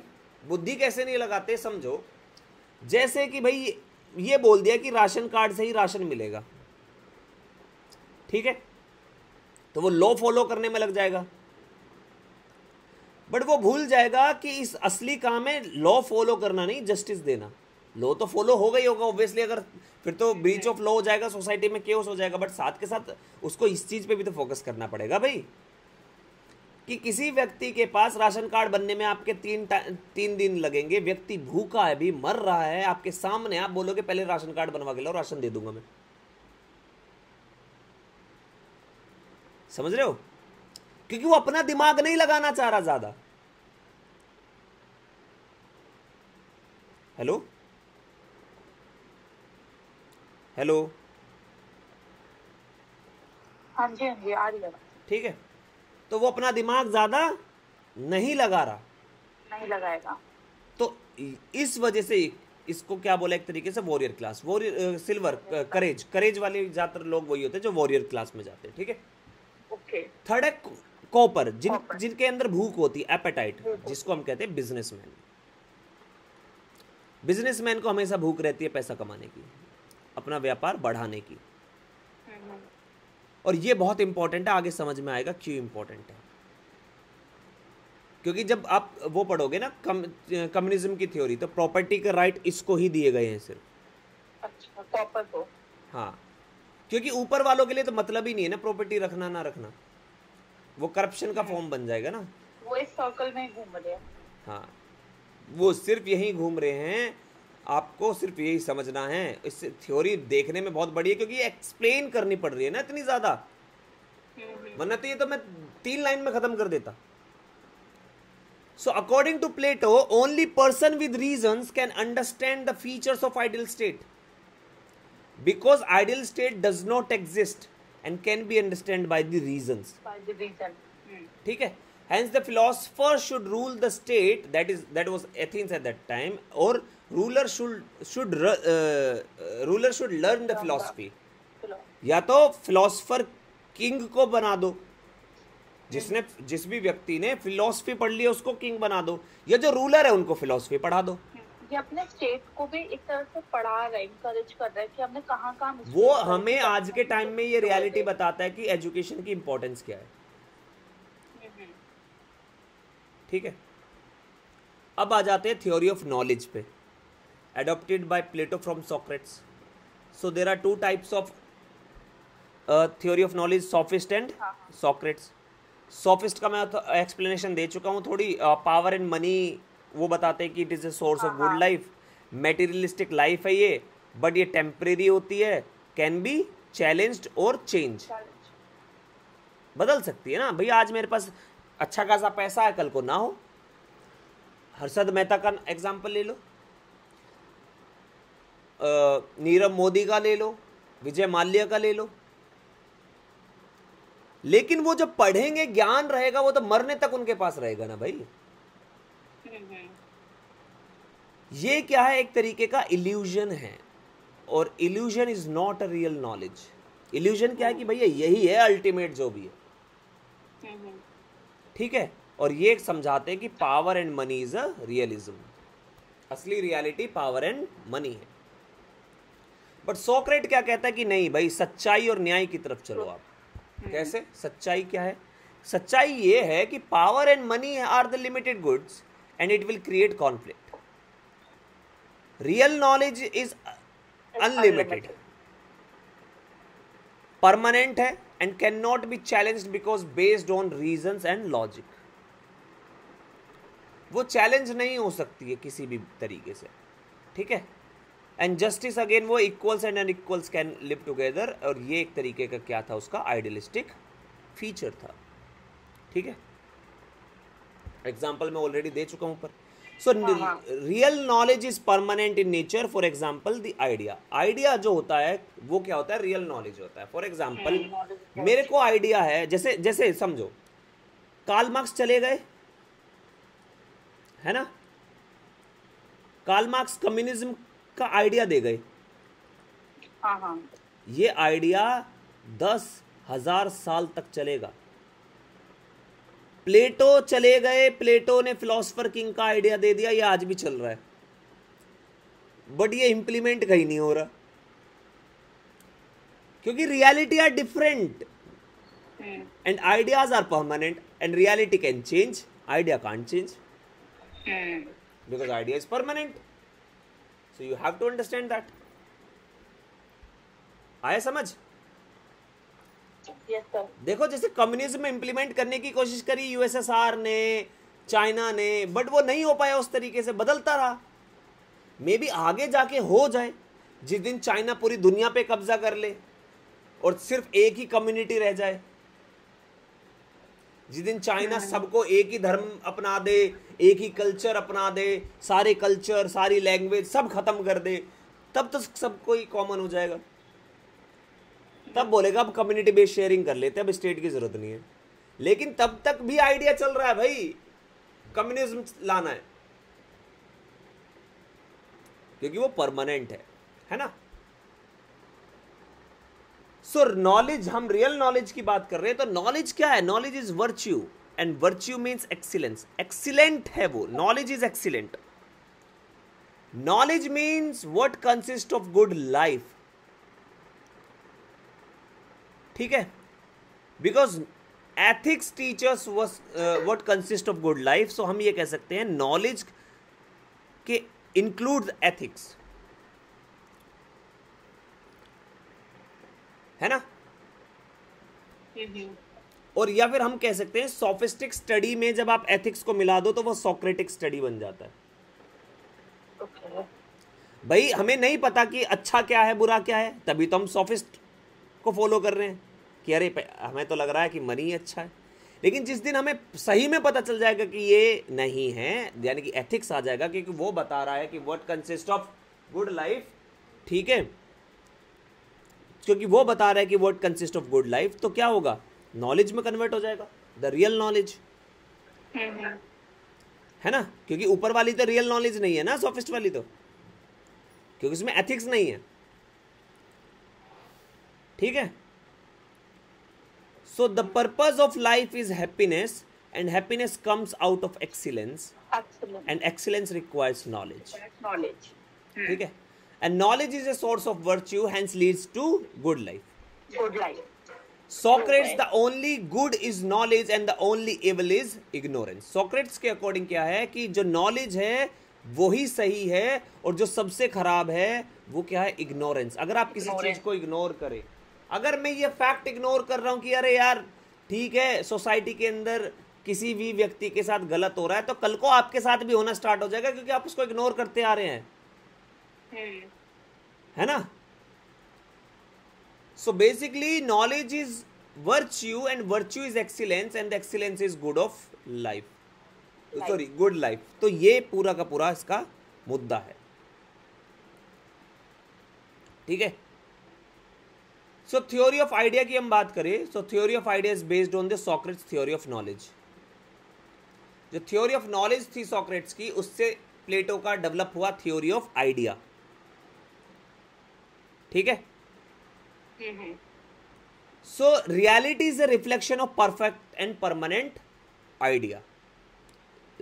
रियलिटी क्या है एक्चुअली? वो एक रिफ्लेक्शन है परफेक्ट एंड परमानेंट आइडिया का, बट अगेन ये भी आइडियलिस्टिक है, इवन दो ऐसा नहीं होता। भाई मैंने सोचा मन में कि अरे मैं ऐसे ऐसे करूंगा, प्लान, हर कोई प्लानिंग करके चलता है ना अपनी लाइफ में, दैट इज द आइडिया ना, बट वो रियलिटी में तो बहुत ही अलग फंक्शन करता है। मैंने सोचा 60 किलोमीटर प्रति घंटे की रफ्तार है मेरी गाड़ी की, तो मैं 1 घंटे में 60 किलोमीटर पहुंच जाऊंगा, बट जब मैं चल रहा हूं तो रियलिटी तो अलग है भाई। रोड में गड्ढे थे, ट्रैफिक था, समझ रहे हो, मुझे रास्ते में पानी पीने के लिए उतरना पड़ गया, तो रियलिटी हिट डिफरेंट, बट वहां पर ये रियलिटी भी उसी बेस पे बता रहे हैं जो वो सोच रहे हैं, समझ रहे हो। The material world is characterised by change. जो मेटीरियल वर्ल्ड है उसमें क्या होता है, चेंज आता रहता है। While the world of idea is one of the perfection and the permanence. इसके लिए उसने क्या दिया, उसने एक थ्योरी दी, that is the Plato's allegory of cave. उसने एलोगरी ऑफ केव समझाया कि इसमें क्या होता है, illustrates the transformation from ignorance to enlightenment. जैसे कि एक केव है, उसके अंदर कुछ लोग बैठे हुए हैं, ठीक है, और वहां पर ना आग जल रही है। अब आग जल रही है तो बाहर से क्या होता है, एक शेर आ जाता है, सपोज मान लो एक शेर नहीं, सॉरी मान लो चूहा आ जाता है। अब चूहा आ जाता है तो रिफ्लेक्शन से वॉल पे एक बड़ी सी इमेज बन जाती है कि बाहर क्या है, लॉयन है। होता है ना, बचपन में सिखाते थे वो, कैंडल के सामने ऐसे करके दिखाते थे कि बाहर क्या है, लॉयन है। अब इनको एक्चुअल रियल नॉलेज नहीं है। अब रियल नॉलेज नहीं है तो ये क्या सोचेंगे कि बाहर शेर है, और इग्नोर करेंगे कि हम बाहर नहीं जाएंगे, उस चीज से बाहर नहीं निकलेंगे, बट बाहर तो कुछ भी नहीं है। तो उसने बोला कि अगर इनको रियल नॉलेज होती तो ये कभी इस ट्रैप में फंसते ही नहीं, यानी कि वो जो मेटीरियलिस्टिक ट्रैप है। समझ में आया? हाँ, ये मैंने पढ़ा था, बट ये समझ आज पहली बार आया है। तो ये का मतलब क्या था? हाँ, ये है रियलिटी। वो ये बस समझाना चाह रहा है एलोगरी ऑफ केव के थ्रू कि भैया समझो। जैसे भाई मैं तुम्हें क्या बोला कि मेरा हमेशा से लाइफ में फिलॉसफी रहा है कि मैं कभी किसी एग्जाम को या किसी भी चीज को ये नहीं सोचता कि ये मेरे से होगा या नहीं होगा। अगर मैंने सोच लिया कि यार नहीं होगा, दैट मीन्स मैं अभी एक्सीलेंस, मेरे पास एक्चुअल नॉलेज नहीं है। क्योंकि मेरा ये मानना है, जो मेरी नॉलेज है, मेरा ये मानना है कि बहुत सारे फैक्टर्स होते हैं, आपको खुद नहीं पता कितने फैक्टर्स हैं कि कब आप कहां पर सक्सेसफुल हो जाओ। बस आप गए नहीं तो इसको की वजह से आप होगे नहीं कभी। तो इसलिए जाओ, टेस्ट एंड ट्रायल मेथड, अगर हुआ तो ठीक, नहीं हुआ तो कोई बात नहीं, बट नहीं जाओगे तो होगा ही नहीं। फॉर एग्जाम्पल, अगर तुम रेस में दौड़ी तो तुम्हारे पास दो है, या तो either you will win, either you will lose. Even though you will not lose, you will learn. वहां पे भी लूज नहीं है। लेकिन अगर आप नहीं दौड़ी तो आप जीरो हैं, आपके पास कोई रास्ता ही नहीं है, एक ही था।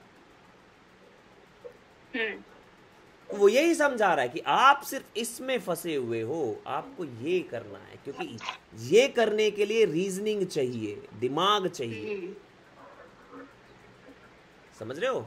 आप खुद से सवाल करोगे उसके लिए, आप खुद को जवाब दोगे उसके लिए।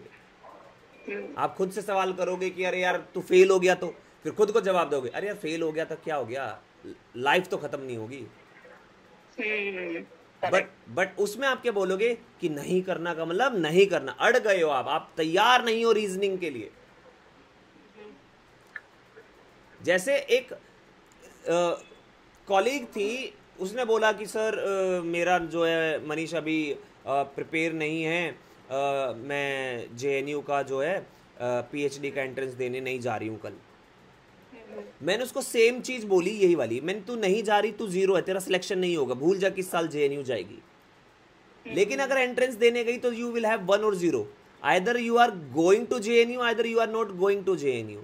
अगर तू नहीं गई तो बात तो वही है कि नहीं जा रही थी पहले भी, लेकिन चली गई तो तेरा साल बच जाएगा। तो वो गई, उसने एंट्रेंस दिया, नाउ उसी साल उसका फिर उसमें सेम डिपार्टमेंट यूरोपियन स्टडी में जेएनयू में पीएचडी में हो गया। तो गेटिंग माय पॉइंट, उसको रियल नॉलेज नहीं थी, बट रियल नॉलेज लेनी पड़ी उसको, क्योंकि वो डर में जी रही थी। वही डर कौन सा, एलोगरी ऑफ केव वाला, एग्जैक्टली, हाँ, कोडलेस है ना।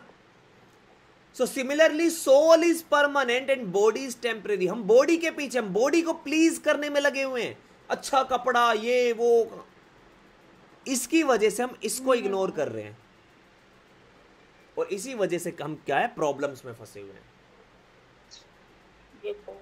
ठीक है।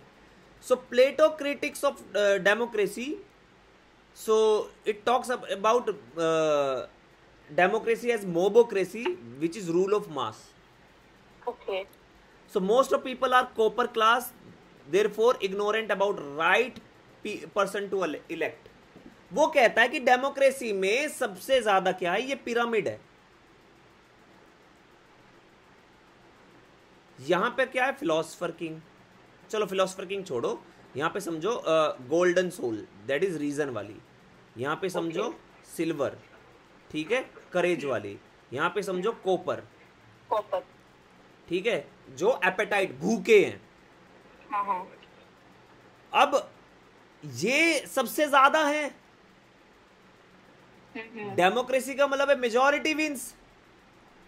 सो ये चाहे कितने भी रीजनेबल हो, कितने भी ज्ञानी हो, कितना भी अच्छा बुरा जानते हो, ये जो शायद नहीं जानते, ये रूलर को बैठा देंगे वहां पे ले जाके, और एट द एंड वो पूरी की पूरी उसको सिस्टम को डिस्ट्रॉय कर देगा.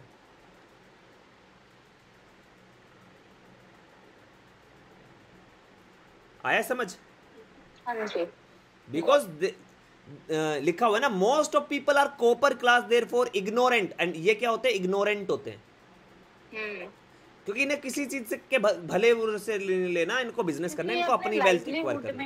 इतना ज्यादा बिजी रहते हैं. They are self oriented. Exactly.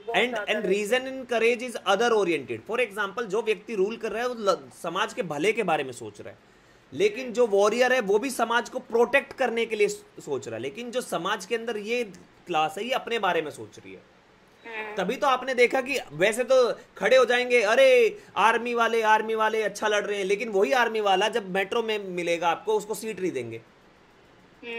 वही आर्मी वाला रोड पे मिल जाएगा, उसको मारना चालू कर देंगे. समझ रहे हो? तो ये क्यों? क्योंकि ये सेल्फ ओरिएंटेड है. ये जब भी समझो, जब ये कलेक्टिवली सब साथ में आएंगे, जैसे कोई पैट्रियोटिक वो होगा, अरे अच्छा युद्ध लड़े, अच्छा ये कर लिया, क्योंकि ये अकेला व्यक्ति नहीं है, यहाँ पे कलेक्टिवनेस है. तब तो ये एक साथ काम करेंगे, एक तरफ चलेंगे, एक डायरेक्शन में चलेंगे. लेकिन द मोमेंट वो व्यक्ति अकेला होगा, वो सेल्फ ओरिएंटेड हो जाएगा. और ये क्या है, ये सेल्फ ओरिएंटेड है, इग्नोरेंट है. क्योंकि एक ही व्यक्ति तो इलेक्ट करेगा भाई, एक व्यक्ति वोट करेगा, ठीक है. तो यहां पर जॉन एफ कैनेडी ने कहा था कि ignorance of one voter in democracy impairs the security of all. अगर एक भी वोटर अपने राइट्स को इग्नोर करता है डेमोक्रेसी के अंदर, तो वो पूरी के पूरे सिस्टम को बर्बादी की तरफ लेके जा सकता है. और इसी को क्रिटिसाइज करने के लिए निष्केक ने कहा था, यार ये तो आज तक मेरे पे प्रोनाउंस नहीं हुआ, जो भी है इसका देख लेना नाम, गॉड इज डेड. इसने क्या बोला था, गॉड इज डेड. ठीक है. तो यहां पर ये वाला हमारा थ्योरी जो है इसका खत्म होता है, ये वाला, मतलब अब नेक्स्ट थ्योरी करेंगे जस्टिस वाली. तो तुम्हें ये समझ में आया? हाँ, अच्छी तरह. देन आपका थ्योरी ऑफ जस्टिस.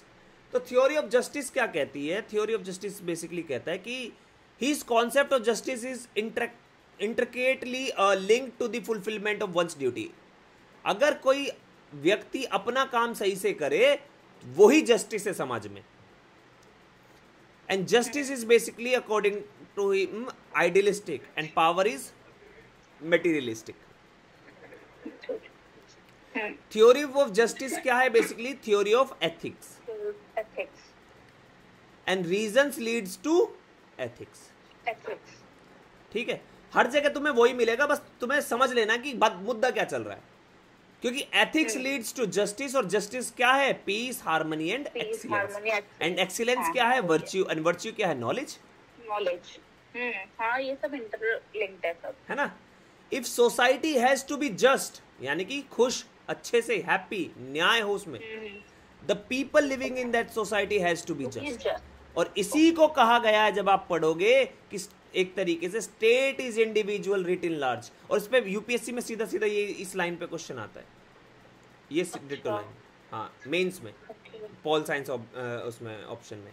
और स्टेट इज हाँ, और ये जो सारे कैरेक्टरिस्टिक्स मैं बता रहा हूँ ना, इवन द डेमोक्रेसी और फिलोसफर किंग एंड ऑल, ये सब क्या है, state is individual written large वाला कॉन्सेप्ट है, ठीक है। So in theory of justice we understand who is a just man. Just man कौन है, क्योंकि जस्ट मैन समझना पड़ेगा सबसे पहले अगर आपको थ्योरी ऑफ जस्टिस पढ़ना है। जस्ट मैन है जिसके पास जस्ट सोल है, और जस्ट सोल क्या है, रीजन डोमिनेटेड होती है, ठीक है। What is a just society then? So just society क्या होगी? ऑब्वियसली अगर सभी जस्ट होंगे तो जस्ट सोसाइटी होगी। तो प्लेटो ने तभी तो कहा state is individual writ in large, जैसे लोग वैसा देश। अगर आपके समाज में रीजन डोमिनेट करेगा तो स्टेट के पास भी क्या होगा, रीजन होगा, क्योंकि डेमोक्रेसी में तो वो इलेक्शन होके आ रहा है ना भाई। अगर करेज वाले लोग होंगे ज्यादा तो करेज का स्टेट होगा। अगर मतलब कहने का मतलब प्रोटेक्शन, लड़ना झगड़ना, या कुछ लोग होते हैं जबरदस्ती बुली करने वाले। फॉर एग्जाम्पल एक पर्टिकुलर रिलीजन है, सारे लोग उसी रिलीजन को फॉलो करने वाले होंगे तो स्टेट का भी रिलीजन वही होगा ज्यादातर। हाँ, एग्री। अब स्टेट का रिलीजन वो है तो दूसरों की तरफ उसका नेचर भी वैसा ही होगा।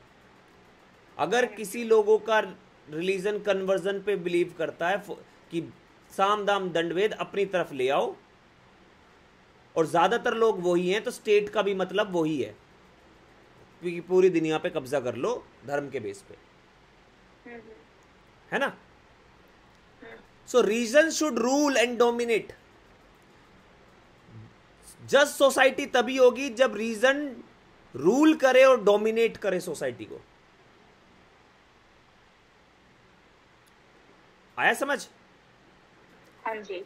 And interdependence of peace and harmony. Society में जस्टिस तभी होगा जब आप पीस और हार्मनी का क्या होगा, इंटरडिपेंडेंस होगा। जैसे each classes is interdependent so should respect other class and do not interfere in other work. Society में हार्मनी होना चाहिए, एक दूसरे के काम में इंटरफेयर ना करे, और हार्मनी होगा तो पीस अपने आप मेंटेन हो जाएगा, है ना। हाँ जी। जैसे हम अब इंडियन सोसाइटी को समझो, जैसे इंडियन सोसाइटी को समझो। इंडियन सोसाइटी में क्या है, इंडियन सोसाइटी में ये है कि अगर ब्राह्मण के काम में अगर आप ये देखें कि जो लोअर कास्ट है वो इंटरफेयर करेगी तो ब्राह्मण तो भड़क जाएंगे। हाँ, वो भड़क जाएंगे तो वो केओस हो जाएगा, और फिर ये भड़के तो फिर ये दोबारा भड़केंगे कि भैया अब हमारे साथ ऑपरेशन कर रहे हो, आप गलत कर रहे हो हमारे साथ। समझ गए? हाँ जी। तो ये है। अब now dialectics among 5 prominent character समझते हैं। सोक्रेट्स को कहा गया वाइजेस्ट मैन। फिर एक आपका आता है सेल्फलेस, ये इसको कहा जाता है कि he was the old man. And एक आता है आपका पोलीमार्कस, ये है सन ऑफ कैल्फिलिस, ठीक है। बहुत ही कन्वेंशनल वे ऑफ डायलॉग है इनका। कैल्फिलिस कहता है कि justice is paying duty and paying one's due.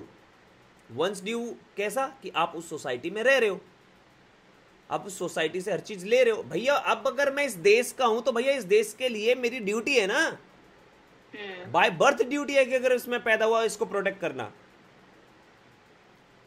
इसमें पीस एंड हार्मनी मेंटेन रखना, है ना। So now Plato accepted duty but question on paying one's due.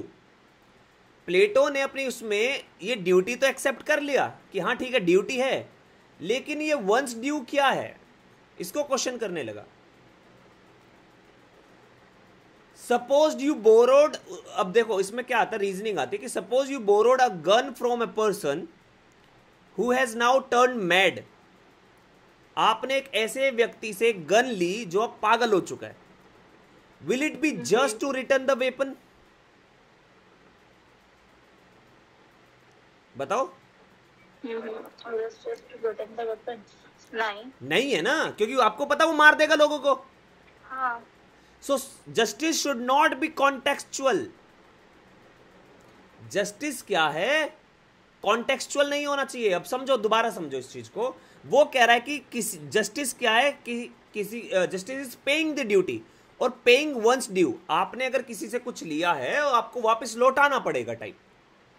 तो प्लेटो ने यहां पे बोला कि ये तो मैं समझ गया कि ड्यूटी है मेरी, लेकिन लौटाना क्यों है भाई? हर चीज लौटानी नहीं है, क्योंकि अगर सपोज मैंने लौटाया तो क्योस भी हो जाएगा, तो जरूरी नहीं है हर चीज लौटानी है। ठीक है? हाँ जी। तो इसलिए कॉन्टेक्चुअल नहीं होना चाहिए वो कि आपने बोल दिया जैसा वैसा ही हो जाए। तभी तो मैंने बोला कि अगर आप समाज में समझो, there is a law and justice. Law and justice are two different thing. The actual purpose of the society is justice, not the law. To achieve this justice, we have created the law. Got it. So जो court है हमारा, court law पे focus करता है। समझ रहे हो? हाँ जी। कोर्ट लॉ पे फोकस करता है, बट कई बार लॉ पे फोकस करने की वजह से जस्टिस छूट जाता है पीछे। भाई एक व्यक्ति, मैं हूं, मुझे अरेस्ट कर लिया, मैं 5 साल से जेल में पड़ा हूं, अभी तक मेरा ट्रायल स्टार्ट नहीं हुआ, अभी तक बहुत सारी चीजें नहीं हुई, और इसी वजह से आपने मुझे अभी तक बेल नहीं दी। अब ट्रायल होगा, ट्रायल में पता चला अरे मैं तो बेगुनाह हूं। भाई 5 साल तो बर्बाद कर दिए, मेरे साथ तो अन्याय हो गया। आगे समझ? नेक्स्ट है आपका ये। अब बात करते हैं हम उसके बेटे की। उसके बेटे का डायलॉग सुनो। Paying due means paying a person what he deserves, being a good to your friends and bad to your enemy. उसने बोला वन ड्यू का मतलब क्या है? वन ड्यू का मतलब है यार कि अच्छे के साथ अच्छा, बुरे के साथ बुरा। जैसा करोगे, जैसा मुंह वैसा थप्पड़। तो फिर प्लेटो ने सवाल करा। प्लेटो बोला कि justice does not involve the idea of harm. Justice में आइडिया ऑफ हार्म है ही नहीं। So it is difficult to identify who is our friend and who is our enemy. ये बहुत मुश्किल है ये ढूंढना कि कौन हमारा दोस्त है कौन दुश्मन। कभी कभी दुश्मन दोस्त लगता है, दोस्त दुश्मन लगता है। अगर मैंने दुश्मन दोस्त लग रहा है और दोस्त दुश्मन लग रहा है और मैंने दोस्त को मार दिया, तो भैया मैंने तो गलत कर दिया ये। So we cannot harm anyone. Soul is never at peace after harming someone. Soul कभी भी शांति सुकून में नहीं रह पाएगी। अब इसका एक एग्जांपल लो। कैपिटल पनिशमेंट का नाम सुना होगा। हाँ, कैपिटल पनिशमेंट। बहुत सारे लोग कैपिटल पनिशमेंट के अगेंस्ट हैं कि फांसी की सजा नहीं होनी चाहिए। तुम बताओ अपना स्टैंड, तुम्हारा स्टैंड क्या है? फांसी की सजा होनी चाहिए, depend on the crime, the person, what crime the person did. Like again जब ये पता करना बहुत मुश्किल है कि कौन दुश्मन है और कौन नहीं है। जैसे कोर्ट जो डिसाइड करता है वो फैक्ट्स एंड एविडेंसेस के बेस पे डिसाइड करता है, and they can be manipulated. बहुत सारे केसेस में कोर्ट को एविडेंस ही नहीं मिलते, प्रूफ ही नहीं मिलते, गवाही नहीं मिलते, वो सिर्फ इस बेस पे सजा दे देता है उसको कि सरकमस्टेंस, परिस्थितियां तो यही कह रही हैं। भाई परिस्थितियां तुम्हारे अंडरस्टैंडिंग से कह रही है ना, दूसरे के अंडरस्टैंडिंग से परिस्थिति नहीं कह रही है। अब तुमने फांसी दे दी उसे, कल को पता चले कि अरे वो परिस्थिति तो गलत थी, ले आओगे वापस उसे जिंदगी से? ले आओगे क्या? नहीं ला सकते आप। So it is better to punish with a rigorous punishment rather than giving death penalty. क्योंकि अगर at later stage, ऐसे बहुत सारे केसेज इंडियन लीगल सिस्टम में जहां आपको ये पता चलेगा कि लोगों को 10-10 साल 20-20 साल की सजा होगी, बाद में पता चला रही है तो इनोसेंट था।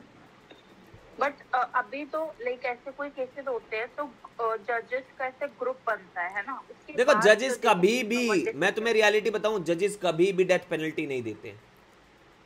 वो अच्छा। वो सोसाइटल प्रेशर की वजह से देते हैं, अगर देते भी हैं तो। जैसे निर्भया का केस हीनियस था, बहुत गंदा था, हाँ। लेकिन साथ में सोसाइटल प्रेशर भी था।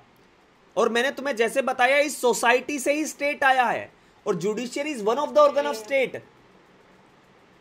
तो वो सिर्फ सोसाइटी की एक्सप्रेशन को भी लीड कर रहे थे एक तरीके से। आया समझ? लेकिन बहुत ही रेयरेस्ट टू रेयरेस्ट केस होता है जिसमें जज डेथ पेनल्टी दे, क्योंकि उन्हें भी पता है अगर लेटर स्टेज में प्रूफ हो गया ना, तो आप जिंदा वापस नहीं ला सकते उसको।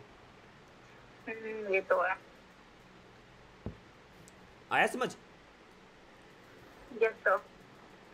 देन नेक्स्ट आता है आपका ये, इसको अपने आप पढ़ लेना, मतलब ये वर्ड पढ़ लेना। दिख रहा है ना यार? ये बहुत सारे ऐसे वर्ड है ना, ये लैटिन और ये सब, मेरे को दिमाग खराब हो जाता है, मेरे से नहीं पढ़ा जाता भाई ये। तो ये क्या है, रेडिकल था ये स्कूल। क्या था ये जो सोचता था, बहुत रेडिकल सोचता था। इन्होंने बोला justice is the institution of strong. Justice एक ऐसा इंस्टीट्यूशन है जो काफी स्ट्रॉन्ग लोगों का है। माइट इज राइट चलता है, rule of power and money चलता है, पावर सेज जस्टिस।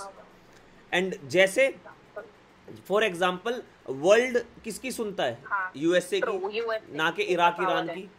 आप देखो सुप्रीम कोर्ट, मतलब अभी रिसेंटली दे हैव सेड कि भाई कि अगर प्रेसिडेंट 10 साल तक स्टेट के बिल को अपने पास रखेगा, क्या ये सही है? प्रेसिडेंट को स्टेट के बिल पे 3 महीने के अंदर असेंट देना पड़ेगा। तो यहां पर जो अटॉर्नी, वो सॉलिसिटर जनरल है तुषार मेहता, उसने ये बोला कि तो क्या इसका मतलब अगर किसी को जुडिशरी से न्याय नहीं मिल रहा, उसका को डिले हो रहा है, क्या वो प्रेसिडेंट के पास जाए, प्रेसिडेंट ऑर्डर पास कर देगा? आप अपने आप को नहीं देख रहे कि आपके कोर्ट में कितने कितने सालों केस पेंडिंग रहते हैं, कितने लोगों के साथ अन्याय होता है। आप प्रेसिडेंट को बोलने चले हैं कि यार वो 3 महीने के अंदर आपको बिल पे वो देना पड़ेगा, जिसमें कॉन्स्टिट्यूशन में ऐसी कोई लिमिटेशन नहीं है। There is no interpretation in the constitution. आप कॉन्स्टिट्यूशन को इंटरप्रेट करने के लिए आप लॉ बनाने लगे हो। समझ में आया? तो उसने यही कहा है कि जो पावरफुल है वो ही न्याय कर सकते हैं सिर्फ, और वो ही कर रहे हैं। आज के टाइम पे देखो, इन्होंने खुद ऑयल खरीदा इंडिया से, इन्होंने खुद इंडिया से रिक्वेस्ट किया कि रशियन ऑयल खरीदो ताकि मार्केट में प्राइस स्टेबल बना रहे, और ये ही खुद अब दुनिया वो ले रहे हैं, सब पे सैंक्शंस लगा रहे हैं, है ना? तो ये है। नेक्स्ट आपका ग्लाउकोन, ये कॉन्ट्रैक्चुअल सेंटर ऑफ थीम जो इसका कॉन्ट्रैक्चुअल है बेसिकली। ये कहता है justice is an institution of weak. उसने स्ट्रॉन्ग बोला, इसने वीक बोला। People can not protect themselves, so they come together to form a state, and state is contractual, जैसे कि कॉन्स्टिट्यूशन है ना। सारे लोग इकट्ठा हुए और एक कॉन्स्टिट्यूशन बनाया और एक प्रॉपर स्टेट फॉर्म कर दिया, ताकि अब हमें न्याय कैसे मिले। आप देखोगे ना, डीपीएसपी पढ़ोगे, फंडामेंटल राइट्स पढ़ोगे, तो यही तो न्याय ही तो लिया है उन्होंने। और ये किस बेस पे लिया है? मेजॉरिटी बेस पे। मेजॉरिटी किसकी है? मेजॉरिटी किसकी है? जो सबसे लोअर वो है, जो दैट इज द एपेटाइट वाला। एपेटाइट मतलब किसकी बात कर रहा हूं मैं? एपेटाइट मतलब जो सबसे नीचे वाली कॉपर या। ठीक है। So basically what are the characteristics of justice based on above arguments? So justice is duty, justice is the source of virtue, and justice is essential to maintain harmony. है ना? Now according to Plato there are certain things, that is the purpose of justice is peace, harmony and excellence. Perfect idea of justice is God's idea of justice. Why God's idea? Because reason. और reason क्या है? वो है जो fully 100% चीजें collect कर पाता है कि उसने किंगडम ऑफ गॉड में क्या देखा। तो वो तभी तो गॉड्स जस्टिस बन गया ना, क्योंकि और वो 100 परफेक्ट क्यों है किंगडम ऑफ गॉड, क्योंकि गॉड ने वो उसको किंगडम को बनाया। So God's idea of justice is reason and logic. Soul having reasons and logic is just soul and live with peace and harmony with others, है ना। Justice means two things. What are these two things? These two ideas are interdependent. जैसे proper placement, यानी कि not interference, reason, courage and appetite. Appetite का मतलब जो सबसे नीचे है, ओके, कॉपर वाली। अब पता होना चाहिए, ये पूछ लेगा मैं इस द फॉलोइंग में, ठीक है। ये अपने अपने काम करें, एक दूसरे में क्या करें, एक दूसरे पे डिपेंडेंट है, ये इंडिपेंडेंट नहीं है, एक दूसरे पे डिपेंडेंट है, और इस वजह से एक दूसरे के काम में इंटरफेयर ना करे। जैसे एग्जांपल लो, ब्राह्मण्स का काम क्षत्रिय नहीं कर सकता, क्षत्रिय का ब्राह्मण नहीं कर सकता। तो हर किसी का अपना एक अलाइनमेंट है। वैश्य, व्यापारी, समझ रहे हो, सबका एक अपना अपना अलाइनमेंट है। दूसरा functional specialisation, each element perform the task for which it is meant. If appetite start interfering in the task of reasons, it will disturbing the and the harmony. ठीक है।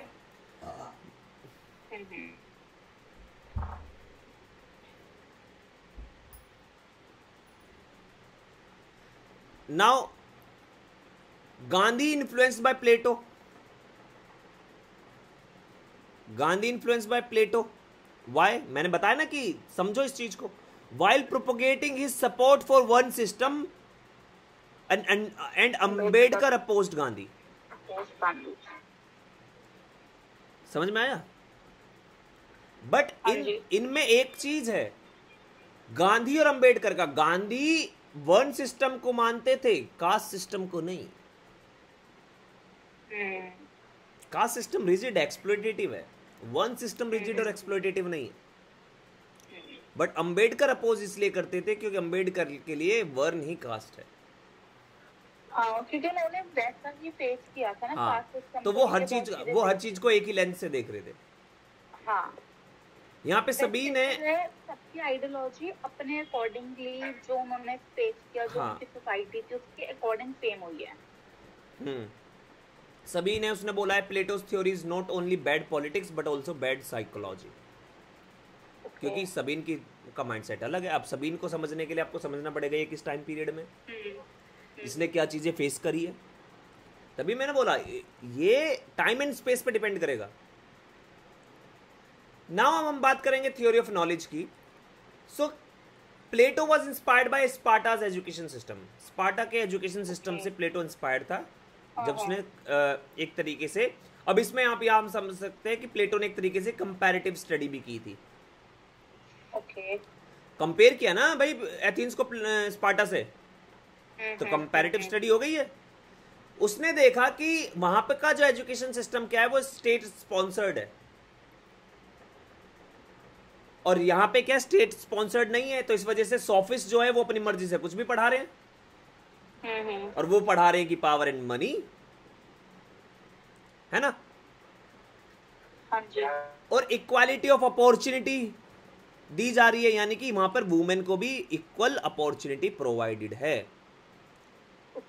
और उनके एजुकेशन सिस्टम में physical education भी है, not mental education but also the physical education, that is the military training, military वाला। तभी वो जो 300 है ना, वो देखना उसका चाहे एक तरीके से ट्रेलर ही देख लेना तुम, तो तुम्हें समझ में आ जाएगा कि जैसे मिलिट्री की बात की है तो वो है क्या। ठीक है। Plato believed education system has important role in creating desirable citizens. अब इसका एक एग्जांपल लो, अर्बन नक्सल का नाम सुना है? नहीं। अर्बन नक्सल सुने कहते हैं जहां पर यूनिवर्सिटीज में जो लेफ्टिस्ट आइडियोलॉजी के प्रोफेसर्स वगैरह ये सब यूनिवर्सिटीज कॉलेजेस में होते हैं, और ये स्टूडेंट्स का ब्रेन वॉश करते हैं। अच्छा। For example there is one of my student जिसकी टीचर जो है वो ये कहती रहती है क्लासेस में मतलब सबके अगेंस्ट भड़काना कि all man are this and that, you should not do that, you should not do that. अरे भाई वो उसका एक्सपीरियंस है, तुम्हारा जो एक्सपीरियंस तुम्हारे साथ हुआ है जरूरी थोड़ी यहाँ पे हर एक व्यक्ति के साथ होगा जो यहाँ पे बैठा है। But at the end at the end that person is brain washing.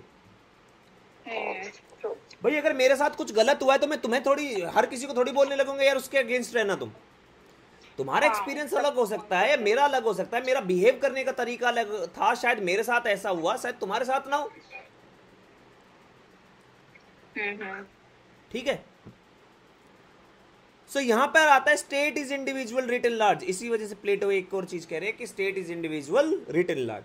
क्यों? क्योंकि ये जो इंपॉर्टेंस है सिटीजन्स को कैसे रखना है क्या है, वही स्टेट को बनाएगा। तो उसने बोला, इन सबसे इंस्पायर होकर उसने एक थ्योरी दी, अपनी थ्योरी ऑफ एजुकेशन। उसमें यह बताया कि देखो हमें क्या करना चाहिए,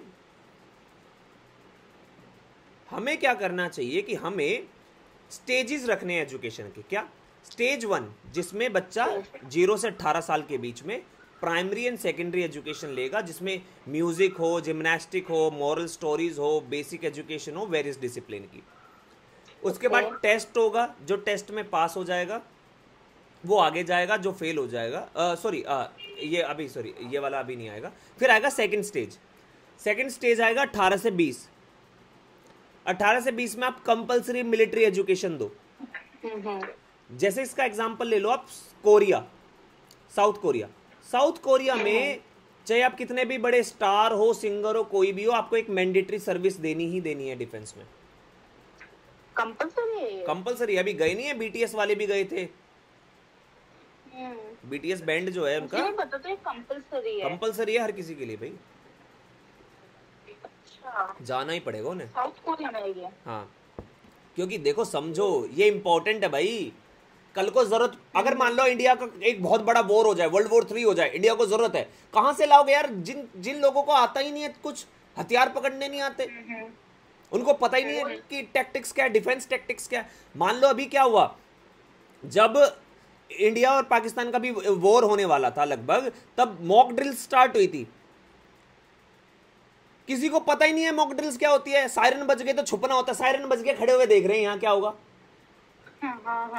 समझ रहे हो? इसलिए ये चीजें एलिमेंट्स इंपॉर्टेंट है। मान लो आज के टाइम में ना हार्ट अटैक की प्रॉब्लम ज्यादा आ रही है, क्या क्लास में कोई बच्चा ट्रेन है कि अगर एकदम से साइन पता चले कुछ तो एकदम से वो सीपीआर परफॉर्म कर सके?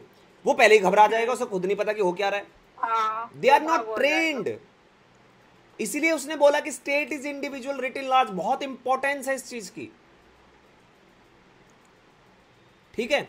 इसके बाद क्या होगा? फर्स्ट फिल्ट्रेशन प्रोसेस होगा। जो पास, जो फेल करेगा वो क्या करेगा? प्रोड्यूसर क्लास, यानी कि कौन सी तरफ चला जाएगा वो?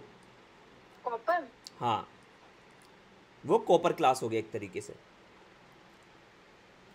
ओके, ठीक है। देन हायर एजुकेशन 20 से 35 में करोगे, इन डेप्थ एजुकेशन करोगे, subjects like mathematics, astronomy, logic, science and with focus on geometry. ठीक है, इन सब पे फोकस करोगे। उसके बाद सेकंड फिल्ट्रेशन टेस्ट होगा। Those who with the logical aptitude continues while other join the soldier class. फिर उसके बाद क्या होगा? द एज ऑफ 30 to 35, यहां पर डायलेक्टिक मेथड की ट्रेनिंग दी जाएगी। फिर प्रैक्टिकल ट्रेनिंग दी जाएगी 35 से 50। और उसके बाद जो व्यक्ति बनेगा वो व्यक्ति, individuals become eligible to become the philosopher king at the age of 50। तो बहुत टफ क्राइटेरिया सेट कर दिया इन लोगों ने। ऑब्वियसली देखा जाए प्लाटो ने, बट देखा जाए अच्छा भी है। देख ऑब्वियसली, बट देखो यहाँ पे ना क्रिटिसिज्म भी है। क्रिटिसिज्म ये है कि जब आप टेस्ट की बात कर रहे हो ना, again it is subjective, it is not objective.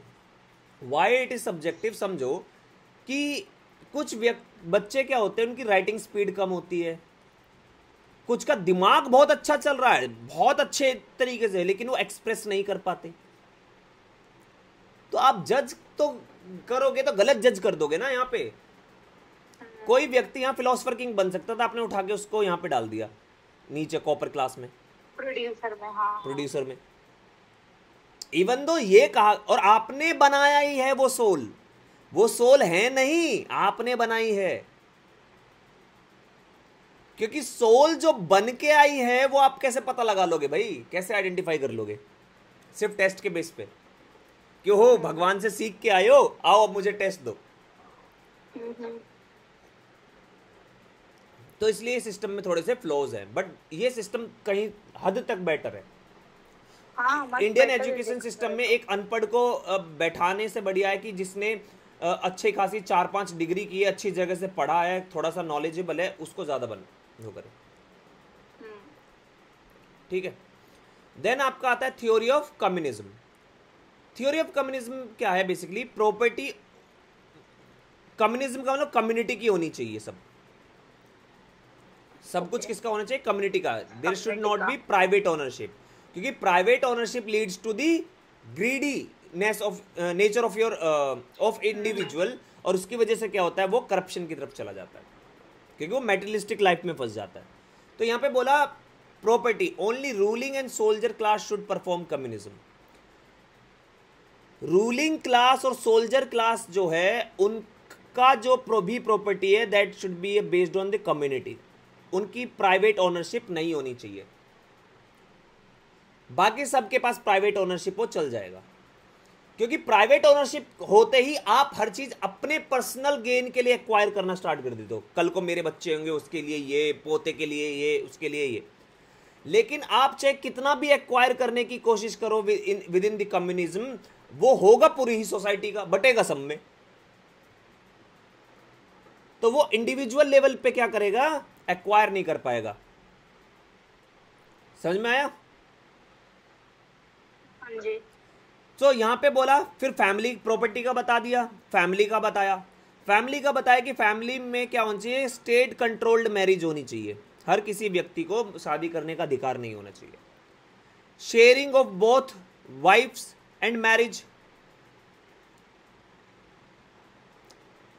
ठीक है, वाइफ और मैरिज दोनों ही शेयर कर सकते हैं आप।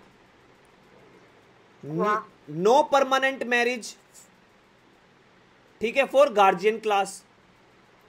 जो गार्जियन क्लास है दैट इज दी, हैं? ये कौन सी क्लास हो गई? कॉपर ही हुई है? नहीं नहीं, यहाँ पे फैमिली की बात कर रहे हैं, कॉपर नहीं। देखो पहले प्रॉपर्टी में उसने बोला कि जो गोल्ड और सिल्वर है ना, उसकी प्रॉपर्टी कम्युनिज्म बेस्ड होनी चाहिए, कम्युनिटी बेस्ड होनी चाहिए। बाकी जो कॉपर है वो उसकी प्राइवेट ओनरशिप हो, कोई दिक्कत नहीं। अब सेकंड पॉइंट उसने फैमिली के बारे में बोला।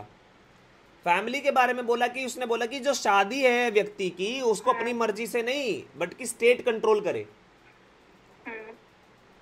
दूसरा जो शेयरिंग है, वाइफ एंड मैरिज दोनों की होनी चाहिए। तीसरा, no permanent marriage for guardian class, जो गार्जियन क्लास है उसकी कोई फिक्स मैरिज नहीं होनी चाहिए, वरना वो करप्ट हो जाएगा। क्योंकि फैमिली के लिए ही तो करता है जो भी व्यक्ति करता है यार, क्योंकि उसके माइंड में ये रहता है कि देखो, उसको ये पता है कि मैं मर गया तो ये यहीं छूट जाएगा, लेकिन मैं मर गया तो छूटेगा किसके लिए, वो है इंपॉर्टेंट, कि मेरे बाद वो सरवाइव कर सके, मेरे बाद वो अच्छी लाइफ जी सके, इसलिए वो एक्यूमुलेट करता है। सो स्टेट लुक आफ्टर चाइल्ड, किसका? जो भी फैमिली होगी उसके बच्चे की देखभाल कौन करे? स्टेट करे, ताकि जो वुमेन है और मैन है वो भी सारी चीजों में पार्टिसिपेट कर सके। This is equal treatment. वरना क्या होगा? वुमेन को वो लिबर्टीज नहीं मिल पाएगी, क्योंकि वो चाइल्ड केयर में फंस जाएगी, है ना। ऑब्जेक्टिव क्या था? Reduction of corruption, production of best races and liberation of women. ठीक है। So basically West consider communism as totalitarianism and Karl Marx as enemy of the open society.